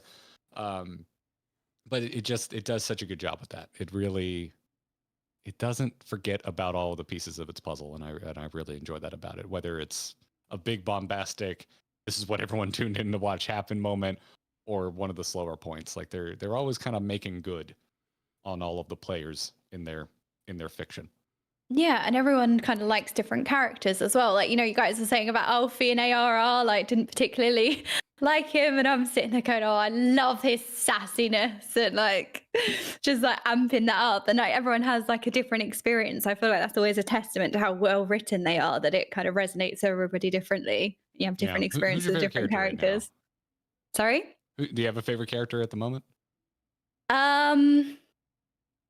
I do have multiple favorite characters. So when I started, Preach was like, you should do tier lists. He said to me, do a tier list when you get to the end of an expansion on how you rank all the characters. And I feel like that's probably one thing that he regrets in life, because my tier lists have just caused him pain, apparently. The chat's all saying it now. Well, right, I put a lot of characters in S+, but it's not my fault, okay? They shouldn't write such good characters. It's not my fault that they write so many good characters. They all go in S+, is it? But yeah, like half the cast is in S+. Are you in camp Lise, or are you in camp Yes, Lise I am. sucks? I am in camp Lise, because when I was going through, I recognized like she didn't have any confidence. She didn't have any sense of self, and I saw myself in her and her bumblings and her fumblings, and she pretended to be somebody else that whole time, and now she's trying to find her own way as her own person with this legacy of people that have come before her. And I just feel like people just kind of interpreted her as like just a dummy. Oh, she's annoying, like, oh, like she's not capable. But it's just her lack of confidence and lack of self and stuff. And I just saw a lot of myself in her, and I just loved her. And that's why I felt her journey more maybe than other people, because I don't think, well, I feel like there's a lot of people who do like her, but there was a lot of people who disliked her, which is fine. I think it's good that everybody has different experiences with the characters. I think it'd be boring if everyone's like, yeah, that's the good guy, so we like that one. Or like, it doesn't feel good if it's like one dimensional. So these like multi-dimensional characters are good, and some people will like them, some people won't. But I was Team Lise, yes. Awesome, She was my favorite Scion for the longest time. I was defending her as well. I'm a big Stormblood defender at this point, which I guess is its own bucket people like to sort you in. But also, like, yeah, I'll defend Lise. I think we had a full-on debate with Preach when he was here. Oh yeah, me and Preach are like polar opposite. So I feel like my tier list is just literally just, it hurts him. It causes him physical pain. It's like, right, you know what? You're good. We don't need to do this anymore. They actually wired him up to a heart rate monitor for my latest tier list. Because I feel like I do my tier list. I give like my takes and what I think, and then all of chat are sitting there going. And they wired him up to a heart rate monitor when he was doing my latest tier list, because I think they knew it was going to make him angry. I think it did. Yeah. So good. Kyle, we need to get a heart rate monitor. Apparently, that's a good activity. Now we didn't do character tier lists, and now I'm like, damn, I need a time machine. That would have been an amazing piece of content to do. It is a good so idea. Who would be your favorite characters? So hard to say, isn't it? See, everyone being an S+ makes sense. I love Grahatia so much. It hurts inside. Yeah. That bastard was developed in like a secret government laboratory to be likable. But chat called it because they knew I liked villains. And I make a big deal about like one of the major things that made me kind of like a big fan of just games in general was playing Warcraft 3 and seeing the story of Arthas play out. Because like I hated RTSs. I picked it up because I saw an art book and I'm like, this is so cool looking. I need to play this game even though it's an RTS. And I was just like, oh yeah, pretty prince boy. I know how this goes. And no, I didn't. I didn't know how it went at all. It completely blew my mind. And chat called it. They were like, you're gonna maybe have a new favorite villain at the end of all this. And yeah, Shadowbringers and Emmett. It's it's whatever's beyond S tier. Like if we haven't done it, but if we ever do a Final Fantasy 14 villains tier list, like Emmett's going to have his own tier above S because it's just so well done. He's How so controversial of you. How could you do this? How could I? Yeah. Yes. How could I? The riots in the streets. I'm not scooping. Like I'm not spoiling content we may or may not do. Everyone knows that Emmett's going to. It's just, I mean, he's such an amazing character. I remember thinking like, I'm so sad because I didn't know. I feel like my time with him was too short. He's literally he's a character you don't spend the longest time with, and yet he resonates, like he stays with you for so long. Like he's such a good character. I wish to God I could have spent less time with Sylvanas after what they did with her. Me too. As somebody who doesn't pay attention to the story or characters, even I was sick of her. And her fight, oh, that was the worst fight ever. I've got it. You can't see fight. it, but up there I have a statue of Sylvanas. That's how much I love her. And even you're saying?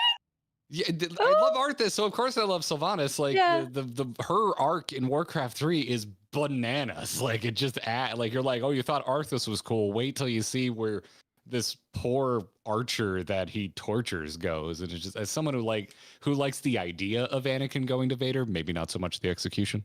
I love that. I love fallen heroes. I'm a sucker for the fallen hero archetype. But oh boy, they just ran Sylvanas at the ground for me. And so yeah, it's like the opposite for me. I was like, please, can we just stop? Like, let's end whatever's going on with Sylvanas. And with Emmett, I'm like, please, can we have more? We got one expansion, a tiny little bit at the end of Stormblood. He shows up, starts parading around, takes a bullet. But yeah, I'm with you on that. We don't even get the whole expansion because stuff that happens in the later patches. Yep. Gaius. Yep. Gaius. I love Gaius. I think it's an amazing bit of story gymnastics to make that character from what he was to what he's become. And I get emotional every time I see the guys. Just, got the dad energy. Disappointed dad energy gets me. Did you guys do the W quest line? I think that's what people. What Kyle likes to call Wordle? Yeah, Wordle. Yes, off to Wordle. Yeah. No, I loved Wordle. I was told, oh yeah, do this quest line, and I was like, oh, W stands for win. Woo! We're gonna do a really fun winning side quest. I was like, woohoo, let's go! And oh my god, I was devastated. We every once in a while we'll do content that's not required for the MSQ, and we'll put out a video. We call it our required series. Like this content, the X content is required, and both things for Shadowbringers. You should go do Eden. You should go do Wurlet, because that shit ties up so many major plot lines from Shadowbringers. Like I cannot imagine a world where you don't play that content. Yeah, it's so good. And it's side content as well. Like, I don't know, maybe it's because I'm not used to story games. Again, I've never played a story game. So like Final Fantasy 14 has been my first experience of basically all of this, because I've never played a story. I've never cared about characters. This is a whole new experience. And I just thought, side quests, side content, in my head, it's like, compared to the main stuff, it's just side stuff. It's kind of like an afterthought. You know what I mean? It's not going to have as much effort or as much budget, or however we want to phrase it. I was just blown away. I was like, people could genuinely miss this whole thing because you don't have to do it. And it's like, it was an absolute masterpiece. It really was. Yeah, no, 100% agreed. Hyperion asks, what's your favorite prediction you've made that you were wrong about? So it's probably, so I'm trying to think. I had one in Endwalker, which obviously I'm not going to say.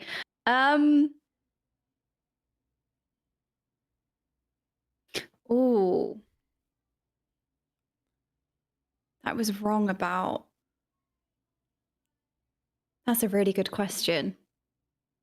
Kyle's cannot be eating the moon because we haven't finished Endwalker yet, and we don't know if Zenith does in fact eat the moon or not yet. I do have my favorite. Yeah, I keep hearing mentions of eating the moon. Yes. I had a really good one in Endwalker, but yeah, I'm trying to think before that, where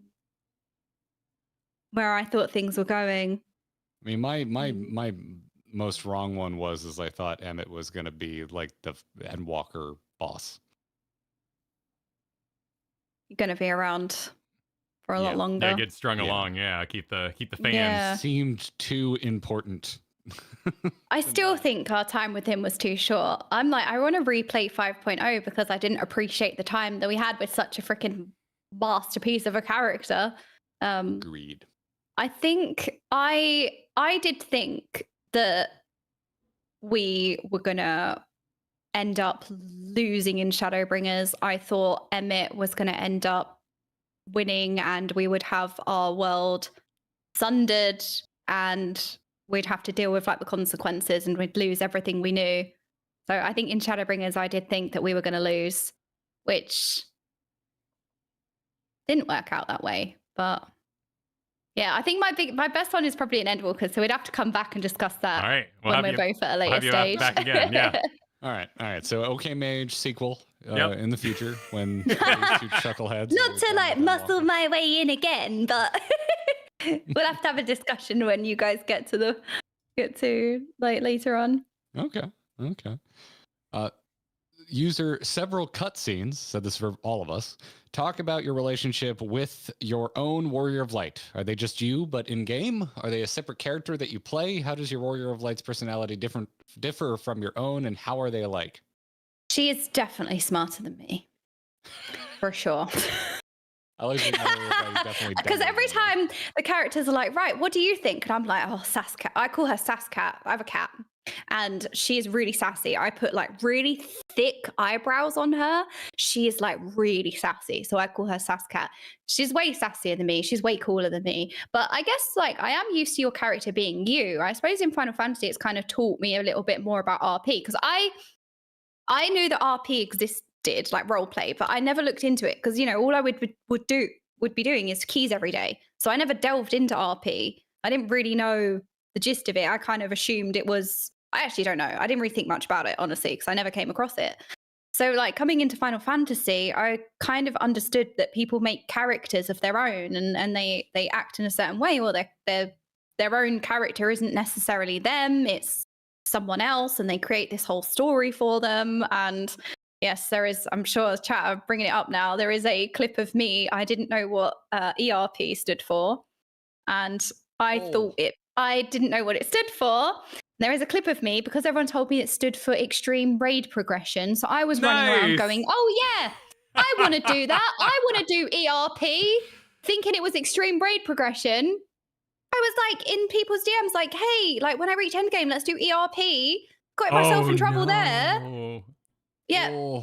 Yep. So I got myself in trouble. Yep. Then I found out what it really was, and I was like, oh God, you guys have set me up. Like, this is so embarrassing. I thought it might have been like role play, not what it is. I thought it was extreme role play. Like, so like basically extra serious role play, like where you take it really seriously. That's kind of like my niggling idea of what it was.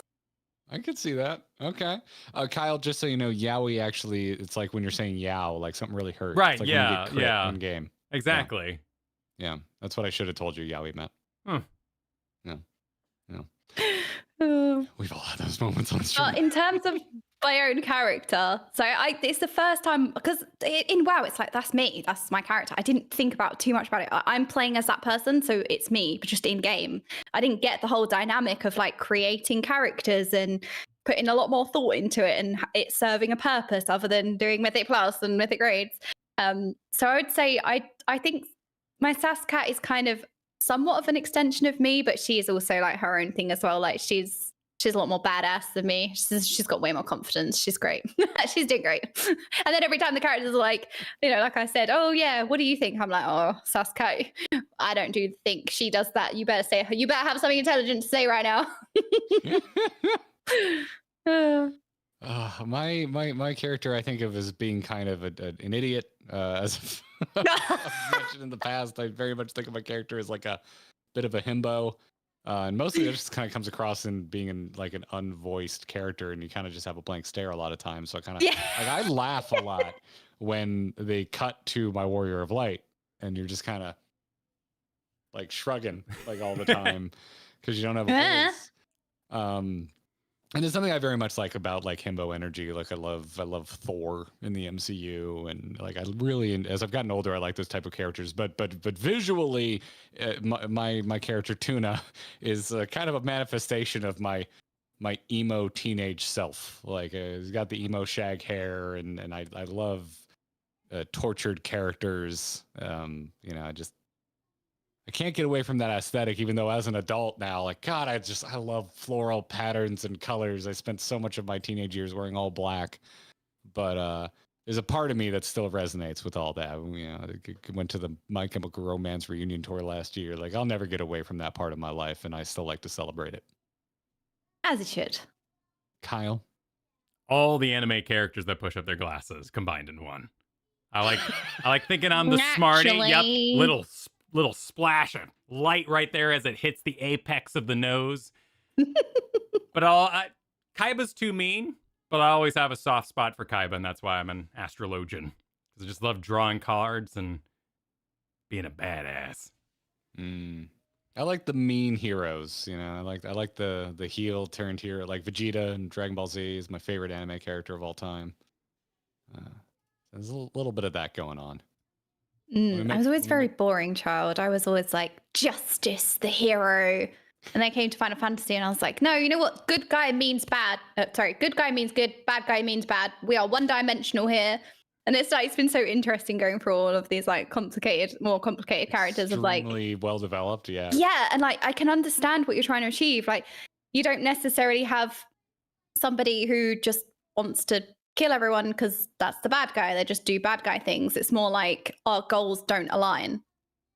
So we can't let you win, but I can totally understand like where you're coming from, but we can't allow that. We can't allow you to bring about the sundering. Like it would ruin our world. So we can't allow you to win, Emmett. Sorry. Yeah. All right, we've got the hardest hitting question we're going to ask you today. This came from Epi, and I need some explanation here because Epi asks, what tastes better? Minty air, minty ground, or minty crystals? Minty air. Excellent. For some reason, everything's edible. So, you know, the ether currents. So when we collect the ether currents, it's the minty air. We're licking the minty air. Okay. That's, you know, you guys reached out to me. I was on stream today and I saw this question. Also, why do people want to ask you about minty flavored things? I was hysterically laughing in the middle of my stream today. Like, oh no, it's the minty air because I have to feed them. Otherwise they start acting up. Okay, they're very temperamental. They start acting up. We have to feed them. It's like, ooh, minty air. Okay. You know what? It's got so bad because it's Halloween. They have all their Halloween emotes, which is what you have in Twitch. I think in YouTube it's a little bit different, but we have a lot of emotes in Twitch, especially with 7TV. They've got Halloween buckets, like candy buckets and all sorts. I've had to make a sweet bowl to appease them. Like, shh, okay, here's a treat. So when we're in the game, I'm like, ooh, minty air, ooh, quick, lick the minty air. That's awesome. I'm only doing it to feed them as well because we all know in my stream that flying was not implemented outside of ARR. What a shame. We have to walk around the zones. They just don't have the tech. It doesn't exist. So the minty air just exists to lick and that's it. I don't have flying in any of the zones because I don't go and get it. But you've been doing the story. Like, that's really cool. And then I like walking around the zone. I know it's silly, but I like being in the zone. I like walking around and I love listening to so much of the zone music as well. Like there are so many zones that like, I just love being in. I love listening to it. And also like with the MSQ as well, it's very difficult to break away from the story. So when we're walking from place to place, it gives us a chance to like just chat and kind of think about what's going on and talk about, oh, this is coming up. I wonder what's going to happen. So it allows us like a little bit more breathing room to like let things marinate, so to speak. So I just like walking around. So we're just like, sorry guys, the tech isn't there. You can't fly outside of ARR. Like, what can I do? That's wonderful. It is a challenge because if you're coming from World of Warcraft, or I did a lot of MOBA streaming, you have queues and downtime that you interact with your chat. But in the MSQ, it's oftentimes, we're finally walking somewhere. How are you all doing? What's up? I haven't looked at you because I've been reading for the past hour. Exactly. And it's nice because you can kind of bounce off, like, I don't know, just kind of bounce off of each other and you can talk about things and it's just fun. Because I guess when I was streaming before, I was just doing Mythic Plus and I was just plugging keys and I just spend all my time just chatting and like kind of podcast style, kind of like interacting. So that I'm more familiar with that. So when I'm doing the MSQ, like, I still like to interact with everyone. I still like to talk and chat, and I just think it's nice. So it gives us like a little bit of a discussion / check-in, and I don't know, nerd out about something, get distracted by something shiny. I think it's a big reason I feel cause a great deal of grief for people that want to see us go through the MSQ faster. Is like, well, first off, we have to make the videos, and we don't want to know what happens beyond the video we're making. But also, it's like Tuesday, like we want to talk to you, so we don't MSQ on Tuesdays. Like, want to talk to our chat, so we like level alt jobs, or we randomly had an entire stream where all we did was fish, and it was some of the most fun we've ever had in terms of like a community event in game. We go do Baja, or there's just the game gives you a lot of options. So it really does, especially with fishing as well. I think people were saying that Nobble was lost to fishing as soon as he unlocked the ocean fishing. They lost him for like months or something. Yeah. I think we can do like 2 more because we have just going a bit long here. We don't want to keep you all day, but Aetheryte asks, when you're streaming, where do you draw your energy from? I'm always impressed at how well good streamers like yourselves keep positive, friendly, and funny, and are so expressive in your reactions to content. Everyone has days where they just aren't feeling it. How do you stay positive on those days? And I'm definitely going to defer to you on this one because I feel I cheat. I have Kyle. I'll just let him when I'm not feeling it. You guys can bounce off of each other. Yeah, we have that. So yeah, you're all by yourself up there. I suppose I bounce off the chat a lot, but generally I am just a really annoying, high energy nuisance. Like my family, if we're going on like a road trip, my family will flip a coin to see who doesn't have to deal with me on the way there. Like they don't want me in the car. I'm banned from caffeine and sugar. I'm not getting that vibe. You seem like a streamer. I'm just annoying. You seem like someone who is just good at keeping conversation flowing, not an actual gremlin. Well, I was a total gremlin today. I had 2 coffees today, and the first hour of my stream was just absolute chaos. So I didn't know what a Lalafell was. But Preach was like, you make Lalafell noises. Like Preach was telling his chat, I met her in person for the first time, and I was just like, she's a Lalafell, like a real one. Ugh. And I didn't know what a Lalafell was. So, and I watched some clips from my WoW streams where I legit make a wah sound before I even knew what a wah was. The tank died. I immediately got aggro and I got killed in the space of a second. And I just went, like, it was just a weird random noise to me. And I'm just like, it was like, she's a Lalafell. And now I get it. Now I'm playing Final Fantasy 14. I'm like, oh wait, I make these noises. I remember I heard them laughing in game. It was like high pitched and annoying. And I started laughing. And then I was like, I had that realization of like, wait, I actually sound like that. That's me. Oh no. But yeah, I don't know. I've just always been like a really high energy person, like very extroverted. I just enjoy talking to people, and I suppose we all have our quiet times, obviously. Like, you know, you can't be happy all the time. That's just not realistic. 100%. Yeah. Yeah, like you have some times where you're not so energetic or you're feeling a bit flat. But most of the time, yeah, I am just a really energetic person. It's just happy to exist. That is an awesome way to live life. Yeah.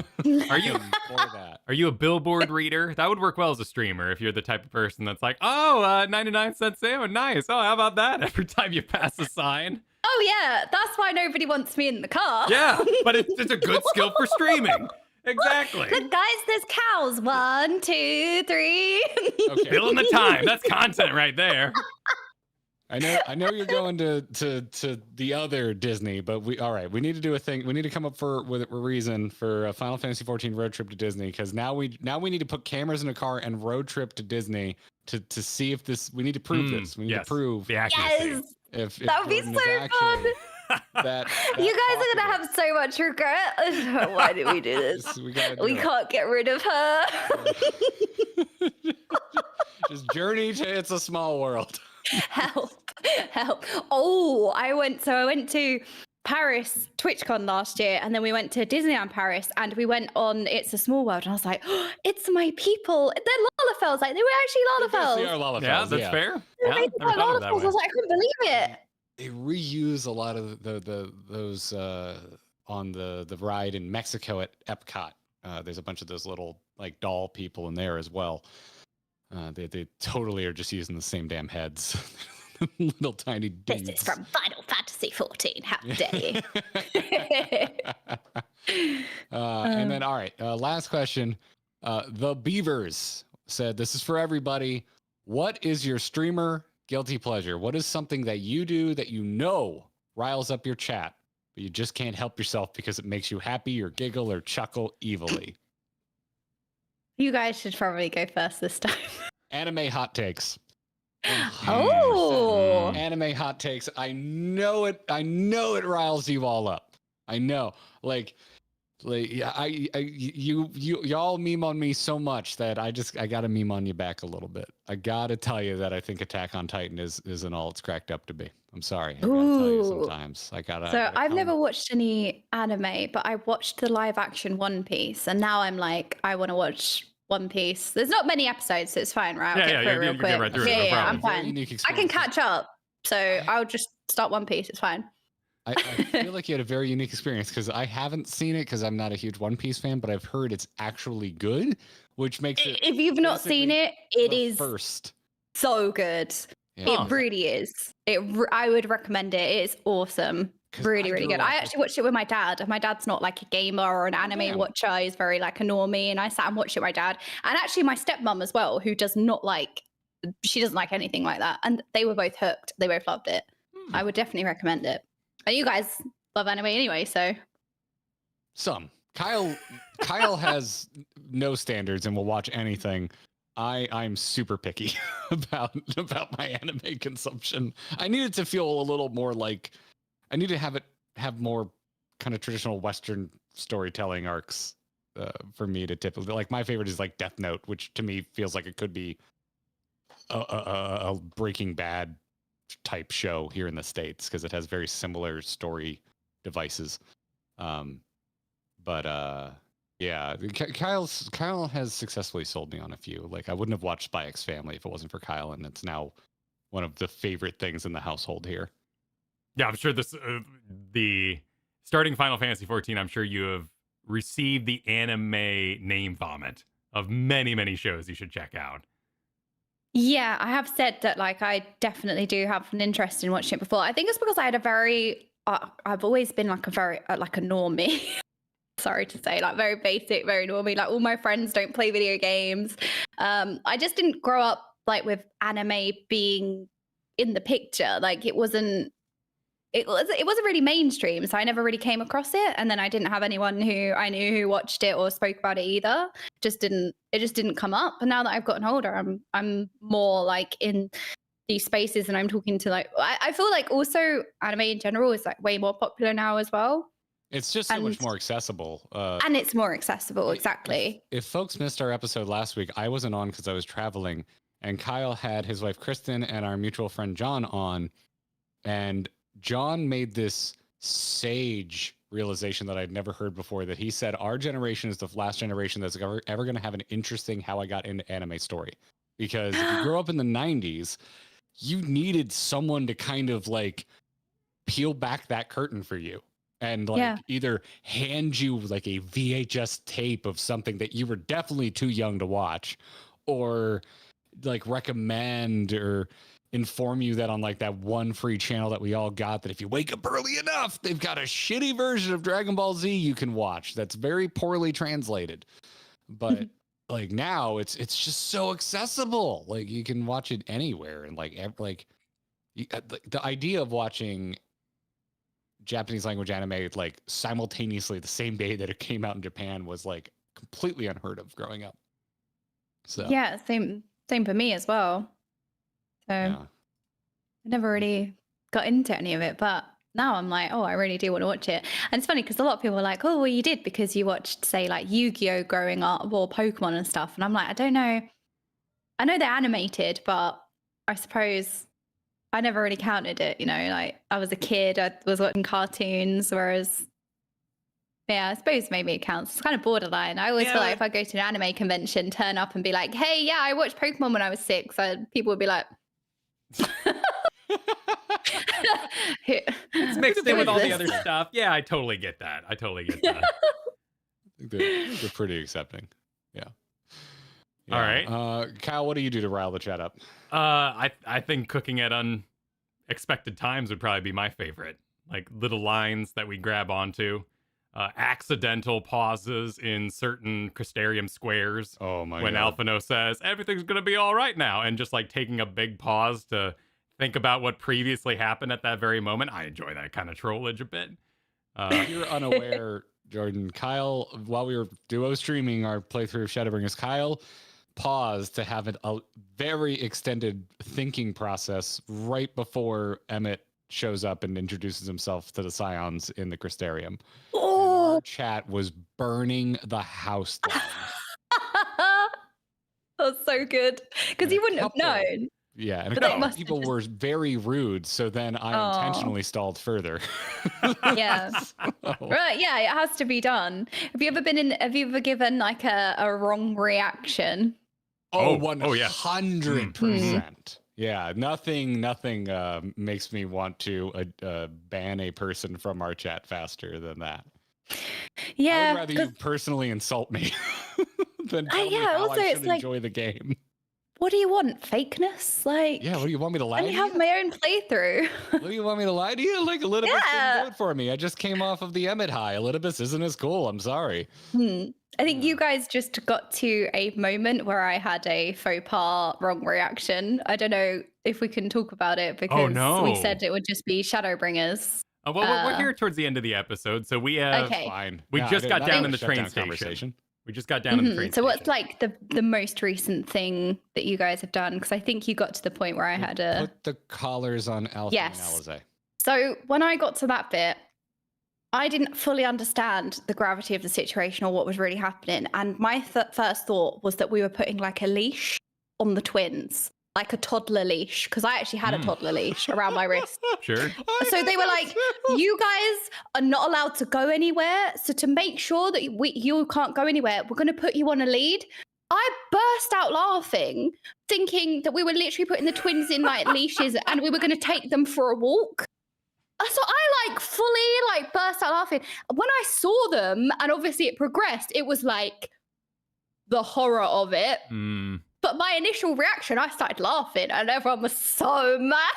Why is she laughing? I can't believe she's That laughing. is But I just didn't understand Best. the severity of it. You know what I mean? I just thought we were taking them for a walk and putting them on a lead. That's pretty funny. So much better than a shock collar. I know. Like, as soon as I knew what it was, I was like, oh no, this is horrible. Like, I got it at that point, but my initial reaction was like, we're going to take him for a walk. Let's be honest. In the grand scheme of dark things that have happened in the narrative of Final Fantasy XIV, putting a collar that shocks you on someone is pretty mild. Yeah, that's Yeah. true.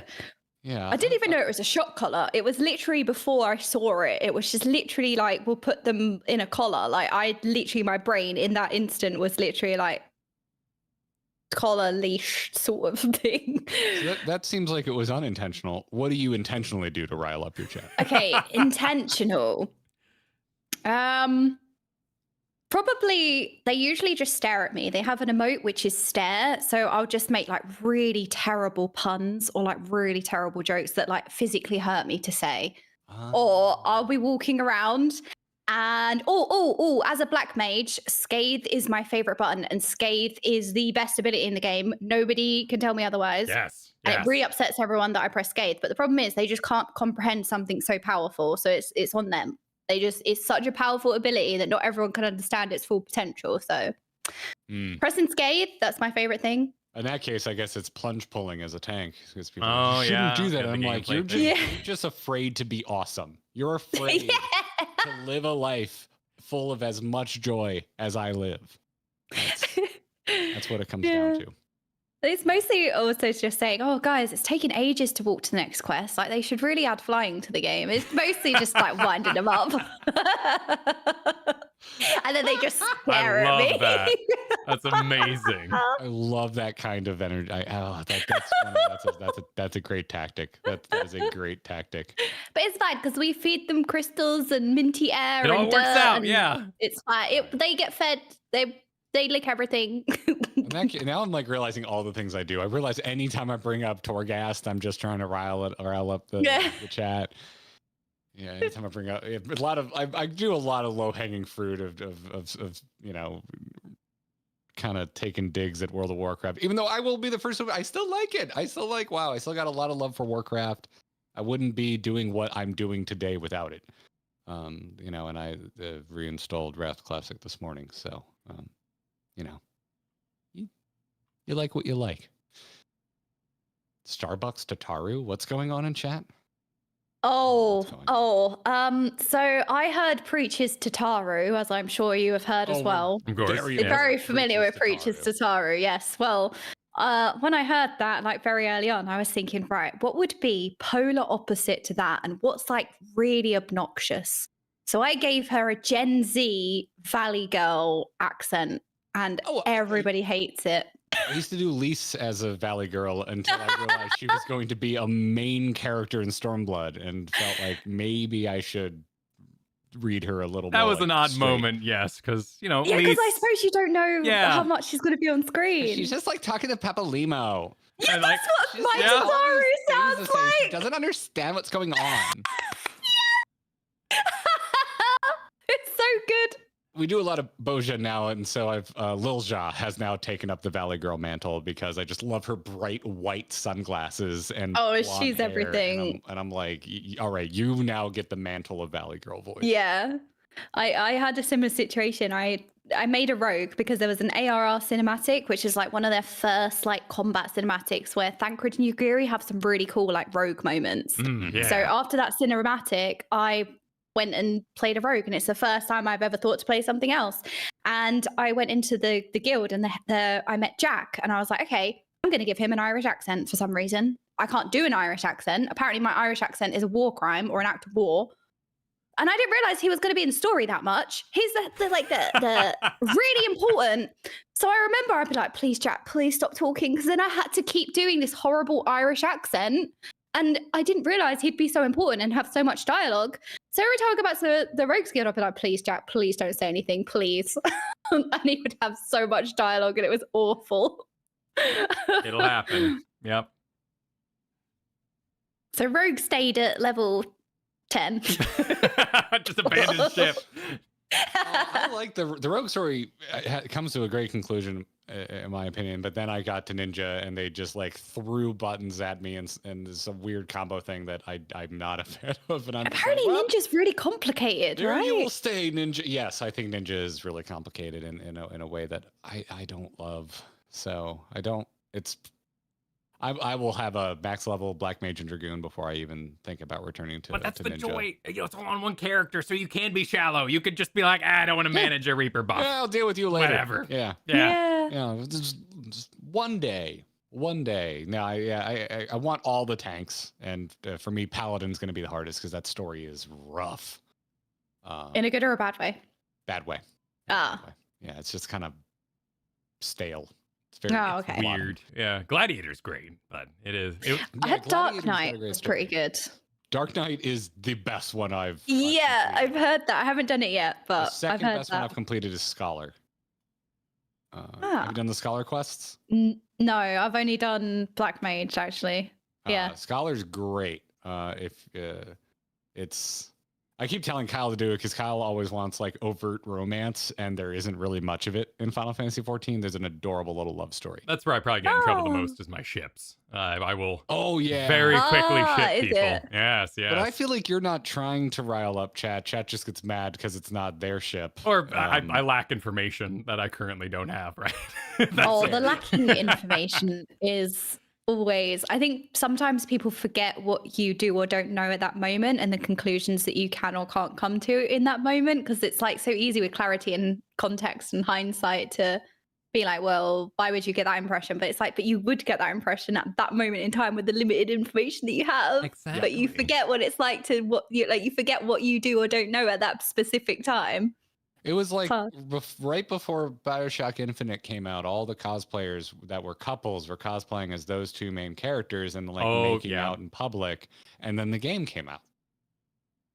And suddenly we had information we didn't have before. And that was really, really gross. Yep. Yeah. Luke and Leia kiss, all that kind of thing. It happens sometimes. Again, don't read Splinter of the Mind's Eye, folks. Don't. It was a canned sequel where them being brother and sister wasn't canonized. It gets weird. But we are here to bring an end to this not at all weird podcast. This is just how content creators talk to each other. Okaymage, thank you so much for being generous with your time, clocking in at over 2 hours on the podcast Yes, thank today. you. Oh my god, we've been talking for ages. I didn't even realize. Feel like it, right? Yeah. It's been so We much fun. We did a big I'll tell you one. right now that if you're down, we will 100% have you on again. Oh, I would was a love delight. to. Thoroughly Like, enjoyed it's been such an honor to be on the podcast. Honestly, I was so thrilled when you asked, and I've been so excited about it. It would be such an honor to come back. It'll be really good. We've got like, I think everyone we've talked to about Final Fantasy 14, we're going to have to definitely do another round once we finish Endwalker. Yes. And we'll probably do it all again as like a pre-Dawn Trail kind of excitement. We'll get we're going to collect like what's going on with the moon and the siphoning. We're just going to siphon everybody's Dawn Trail predictions and Yes. build a board. And get some character tier lists. Yes, don't forget that, the important part of content creation. At the very least, we could do one at the end, you know, like the we completed Final Fantasy character tier list. We're going to have to draw a line somewhere. We did a wall of waifus, and people were like, what about my specific job trainer that you didn't put on the board? And I'm like, well, I've never seen that character, so I can't help you. Oh, no. Yeah. Anyway, folks should definitely go and follow you. Your stream can be found at twitch.tv/Okaymage. Anywhere else you would like to promote? Where can folks find you? Yeah, Twitch, YouTube, Twitter, the usual places. I mostly focus on my stream on Twitch, though. So yeah, Twitch is probably the best place to find me. Definitely give her a follow, everybody. Kyle's at Kyle Ferguson on Twitter. I'm at Garrett Art, and we have a joint account at Garrett and Kyle. But we also want to give a big thank you to those of you that are supporting us. However you see fit. Huge thanks to our YouTube members. Y'all help us so much. Major thanks to our Patreon supporters, because you got to do a little extra. You're probably watching us on YouTube, but you got to go that extra length. Actually go to the Patreon and hit the sign up button, which of course you can find at supportourbromance.com. Go to supportourbromance.com. It'll take you directly to our Patreon, where you can sign up for $1 or more to support us, and you'll get access to our bonus content. You'll get an ad-free version of this podcast. You'll get our members-only channels on our Discord just for your support. And this week, we want to thank Hjortur S. and Frederick for becoming patrons. So thank you very much for signing up, everybody. And of course, we have our legendary level backers that we thank each and every episode. Sean B., Mike R., Stephen J., Das, Sean with an EAB, Cheesy Bob, Jeremy, and KLG Chaos. Thank you all so much for your generous support. We really couldn't make as much content as we currently make without it. So thank you all very much. That's going to wrap it up for this edition of the Grinding Gear podcast, possibly now going to be called MSQ&A, at least when we have Final Fantasy guests on. But until next time, GG. Take care.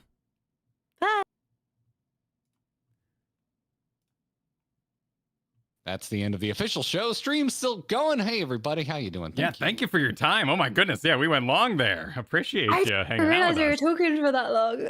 I feel bad. I was like, oh my god, I'm just talking everyone's ears off. Oh no. No. If anyone's gonna have sympathy pains, it's us, because we don't want to keep you longer than you want to be here. But also, that's the secret to podcasting. You did great. Thank you for talking. Oh. Yes, I did it. Woo! It's a treat. We love having guests on because we also do episodes that are guestless, and it's like, oh hell yeah, we got a guest this week. We don't have to be the topic of conversation. It's great. So there was a bit of madness that happened there. At the very start of the stream, YouTube told me it was live, and it hit 11:15 Pacific time. So people were going, woo, start the stream, woo, woo, which tricked me into thinking we were live. So the actual first 10 minutes of the podcast didn't air. So what we're going to do is we're going to hang out here. I'm going to put up the starting image and play the first 10 minutes so I can then use timestamps to link it back to itself if people want to catch the first 10, because that's when Okaymage introduced her. So it's told you where she was and where she came from. So I will play the start of the podcast because you missed it here at the end and do some tomfoolery with the VOD. So everyone knows.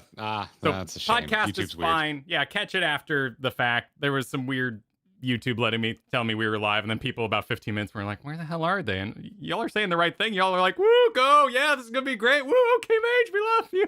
So, I thought we were live. Already talking about it all. Yeah. Yeah, I was looking at chat and was like, this all seems normal. Yep, everyone's excited. We're live. It's good. But I'll play that here shortly so you all can catch the beginning. Probably didn't help that I didn't extend the kind of like pre-show where we kind of banter with chat either, because I was like, let's just go. Because okay, Mage, you're saying I already want to ask you questions, but let's say I was like, let's just get started. So that's yeah. There's a lot of factors. Why do they keep licking everything? I it need to normal. know. Yeah. What's with the mint? Do you have a thing for Mentos? What's going on here? Oh, it's their fault. ABC, always blame chat. Perfect. Oh yeah, my kitty wants to say hi. Oh. You want to purr into the microphone? Yeah. Darn noise gates ruining the purr. Oh, I know, right? Depriving us of kitty ASMR. Audio production. Oh, you're Such leaving a already? shame. Okay, that's it. That's all he wanted. He wanted 5 chin scratches, no more, no less. Aww. Adorable. So what time is it for you? It must be crazy. It's 9:30, so it's not too bad. Okay. Oh, okay. Yeah. All right, well, thank you so much for hanging out with us, even so, into your late evening there. And it's been so much fun, honestly. I didn't even realize I was talking for so long.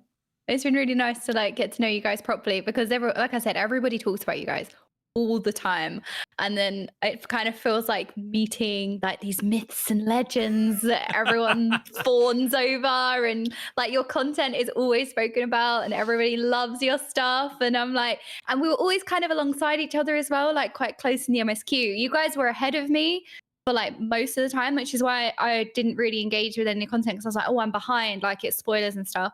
And then I think I've only just got ahead of you more recently, so we kind of caught up a bit. And it's actually really nice to like finally speak to you guys and put faces to the name, so to speak. Awesome. Well, same here. As well. We have a VODs channel that people are always posting content creators in, and it is busy with your stuff. So it's very cool to get to talk to you. Oh, that's nice. Yeah. Makes you feel like you're doing a good job, I guess. It does. It goes a long way. Like when you folks like for any category you like tell people you're into our stuff. Like it really does help, and it means the world to us. Yeah, that people enjoy stuff, but it's like, oh, it feels like I've done something right.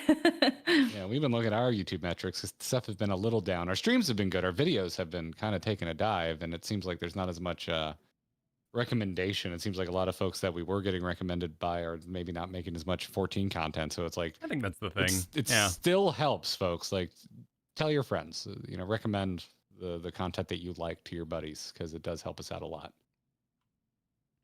So, yeah. Thanks for that. It's one of those community things as well. I feel like the community is really good at like talking about people that are going through the MSQ and creators in general. Yeah. I'm sorry for reminding you don't have friends, Scar. I apologize. It's because you do too much good work here as a mod. You have no time to meet anyone. Well, and so much of that comes from a good place, right? Like a lot of people are like, I'm really into your stuff. What are you going to do when MSQ's over? Because I want to stick around. It's a good thing that they're asking about. Oh, that's really nice. Yeah. I think that's always sometimes like, not people hold it over you, but people are kind of like, when the MSQ is over, everyone's going to leave. It's always that kind of like, well, it's looming. It's going to happen. People want to watch what they want to watch, right?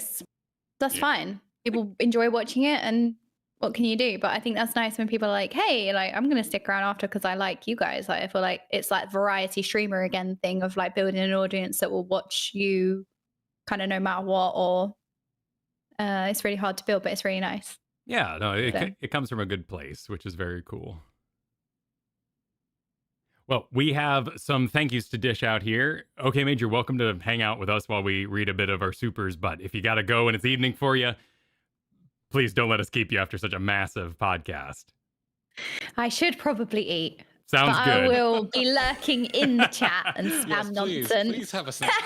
Awesome. We're going to thank you all, and then I'll be playing the start of that podcast on the back end. Thank you so much again. Right. Have a lovely evening. Bye. Thank you so much for having me on. It's been great. Bye, bye, bye, bye. See you soon. All right, that's going to break everything, and there's now 3 of me. Everything's going to explode. Yep. There'll be a casual what's explosion. Not going to explode is our Wojo Super reminding folks to look at the stream. Yeah, please like the stream. You can like streams. If you liked what you saw here today, please hit that like button. If you're new here, please subscribe to the channel. It doesn't cost you a thing. If you do want it to cost you a thing, we have memberships, we have super chats, we have a Patreon. So There you check go. that out if There you you go. wanted. If you wanted to cost you a thing. Midnight Miko, thank you for those 17 months. Also reminding folks to like or licka the stream if you would prefer.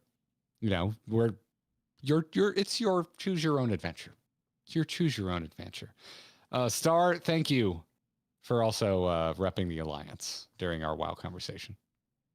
Kyle, what are you doing? Just playing with the delay on the lower cameras. Oh. You're such a dork. Kaoru wanted us to know that Aetherytes taste like blue raspberry Slurpee. I'm more of a Coke guy myself. I like blue raspberry. It's not real flavor. It was my favorite bubble yum. Bubble yum? No, bubble tape. 6 feet of bubble gum for you, not them. Oh, I like traditional bubblegum flavor bubble tape. Yeah, that was good too. My favorite was it was just like in a square, the super watermelon tasting gum. Yes, with the little pink insides. Yeah. Yes. That shit was that was my jam when I was a kid. With a goose? With a mohawk? It was weird, but it worked. Oh no, you're thinking of zebra stripe. No, zebra was awful. That flavor was gone in half a moment. The bubble yum. Like in a second. Yeah. The watermelon stuff lasted forever. Was it Hubba Bubba? That's so Hubba Bubba. Watermelon, is that it? Oh my god, it was. You can still get this. We need to I'm gonna stop myself. I almost just spoiled something big time. I'm gonna stop myself right there. Very good, very good. Well done. I have an idea. Okay.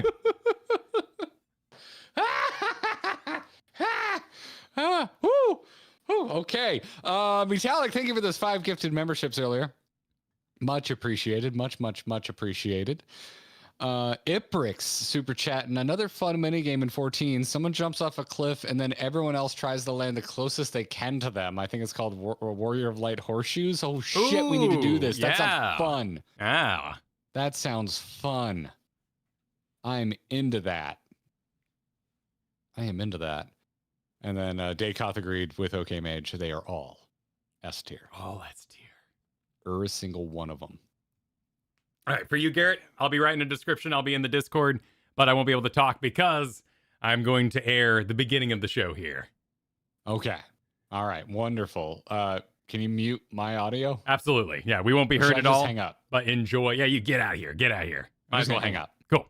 All right. All right. Here is for you, due to YouTube tomfoolery. Let's see if I can get this to you guys. And so, VOD viewers, enjoy the first 15 minutes or so of our Okaymage interview. Let's see if this works.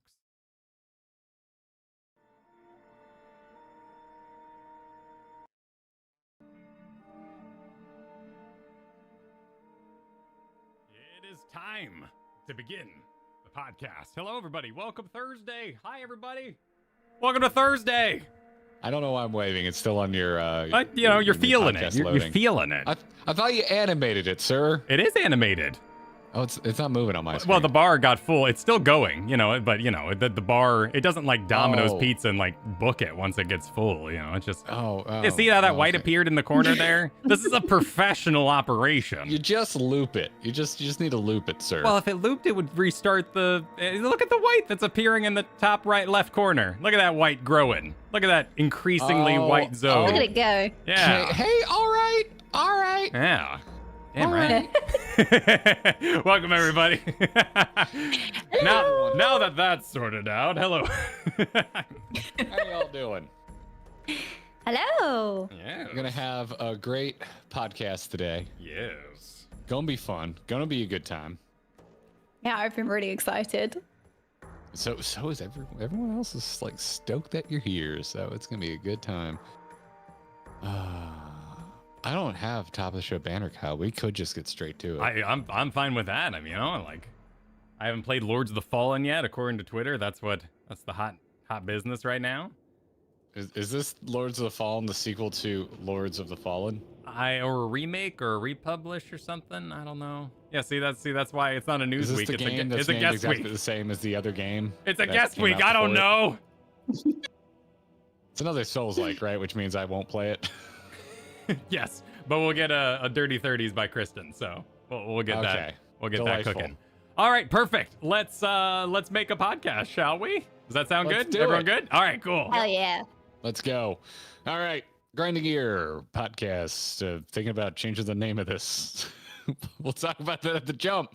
Records live in 3, 2, 1. This is awesome! I'm having the best time, and I have no idea what's going on.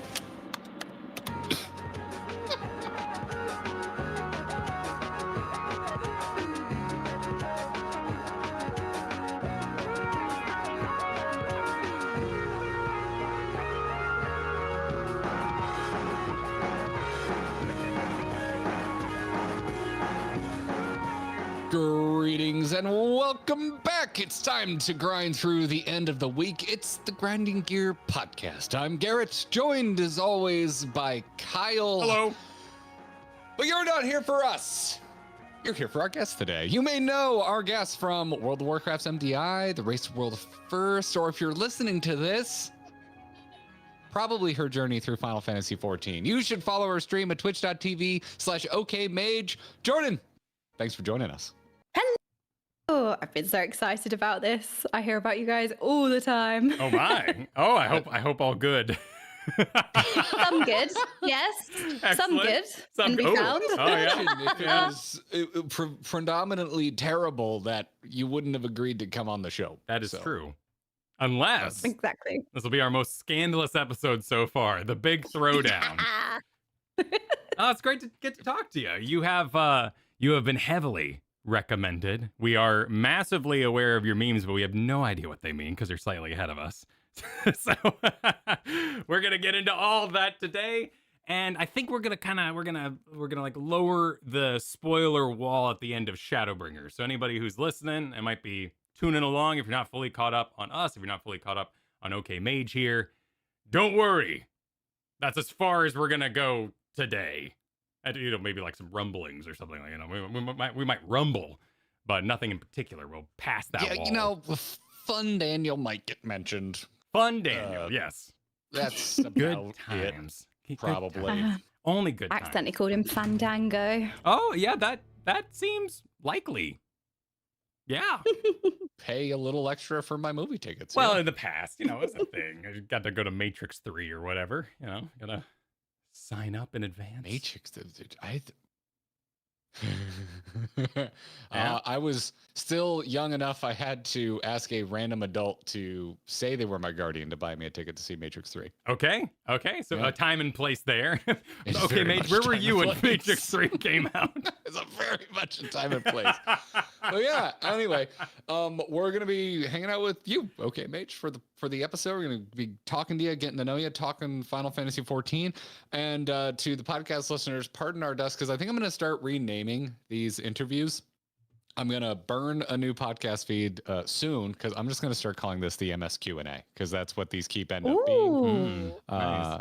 So yeah, I'll probably redact this and edit it so whoever's listening to this on the MS Q&A feed will never know. Yeah, they will. that Well, that could be a we can- promotion for this show, We've Good. got so many damn interviews now with folks that have gone on this journey, a similar journey to us, that I'm like, this needs to be easier to find out in podcast land. It needs its own branding. Yeah, we're gonna figure it out. But okay, mate. Speaking of the journey, We haven't had you on the show before. Let's get to know you. Like I'm not intimately familiar with your trajectory through making video game content. Like, I know you're involved with World of Warcraft. Mhm. I believe you're like the maybe the second, because I don't think ND had a big breakup with WoW either. But you haven't had a big breakup with WoW. You're still enjoying it, but you're about to become current in Final Fantasy XIV. But what led you here? When how did you get into content creation? When did you start streaming? What's your gaming resume? So I got into content creation quite late. I think I've been doing it for a couple of years now. It started with, I always played games competitively. So I grew up competing in first-person shooter games. I moved over to League of Legends. I started competing in League of Legends, and then I moved over to WoW like quite late. I didn't grow up, playing MMOs. I wasn't really a PC gamer. I grew up on console. Sorry. And then I got into WoW so late. Wait, what? Back it up. Hold on. Everyone says, ew, console. So I feel like I have to say, oh, sorry. Wait, explains a lot. Wait, you have a Final Fantasy 14 audience that says, ooh, consoles? What happened here?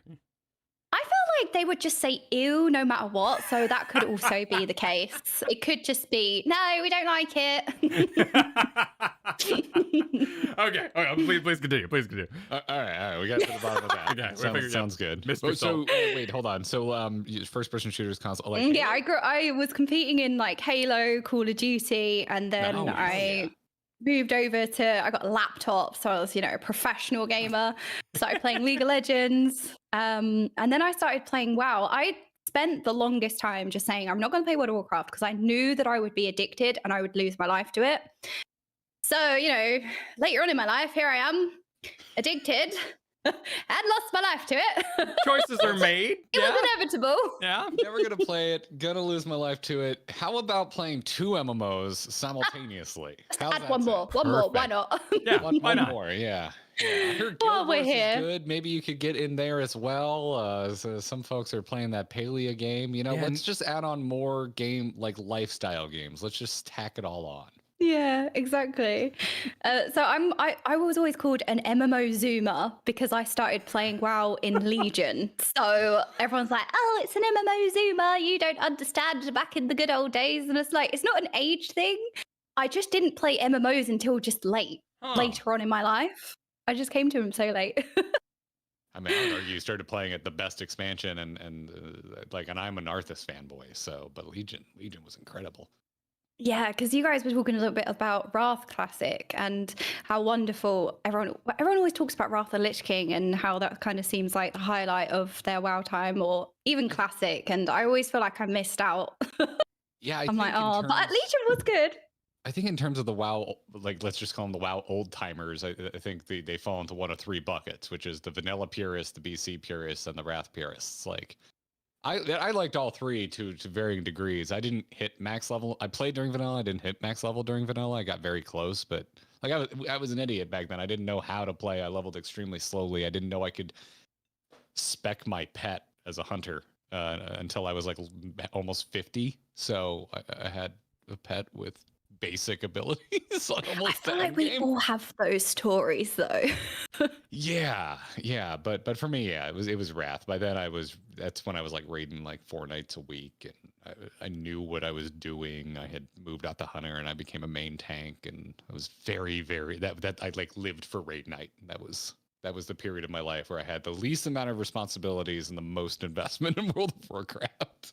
So that's where I got to in Legion as well. I started raiding, I started doing Mythic Plus, and I was like, wow, they really scratched that competitive itch that I've always had. I just got hooked straight away. It was mostly Mythic Plus, but I loved raiding as well. Raiding was my main content, and then Mythic Plus just slowly, as the expansions went on, became more and more crucial. I was one of those, key players that wasn't a gamer. We just play WoW and we play keys 16 hours a day. That was my life. Were you streaming at that time, or was this still offline?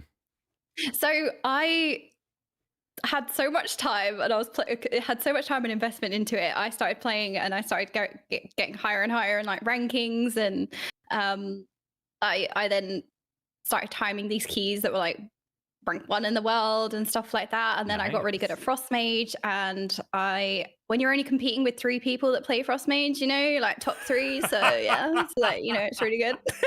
I had no idea. I used to love Frost Mage back in Classic or Vanilla. Was it not elite? Was it not meta?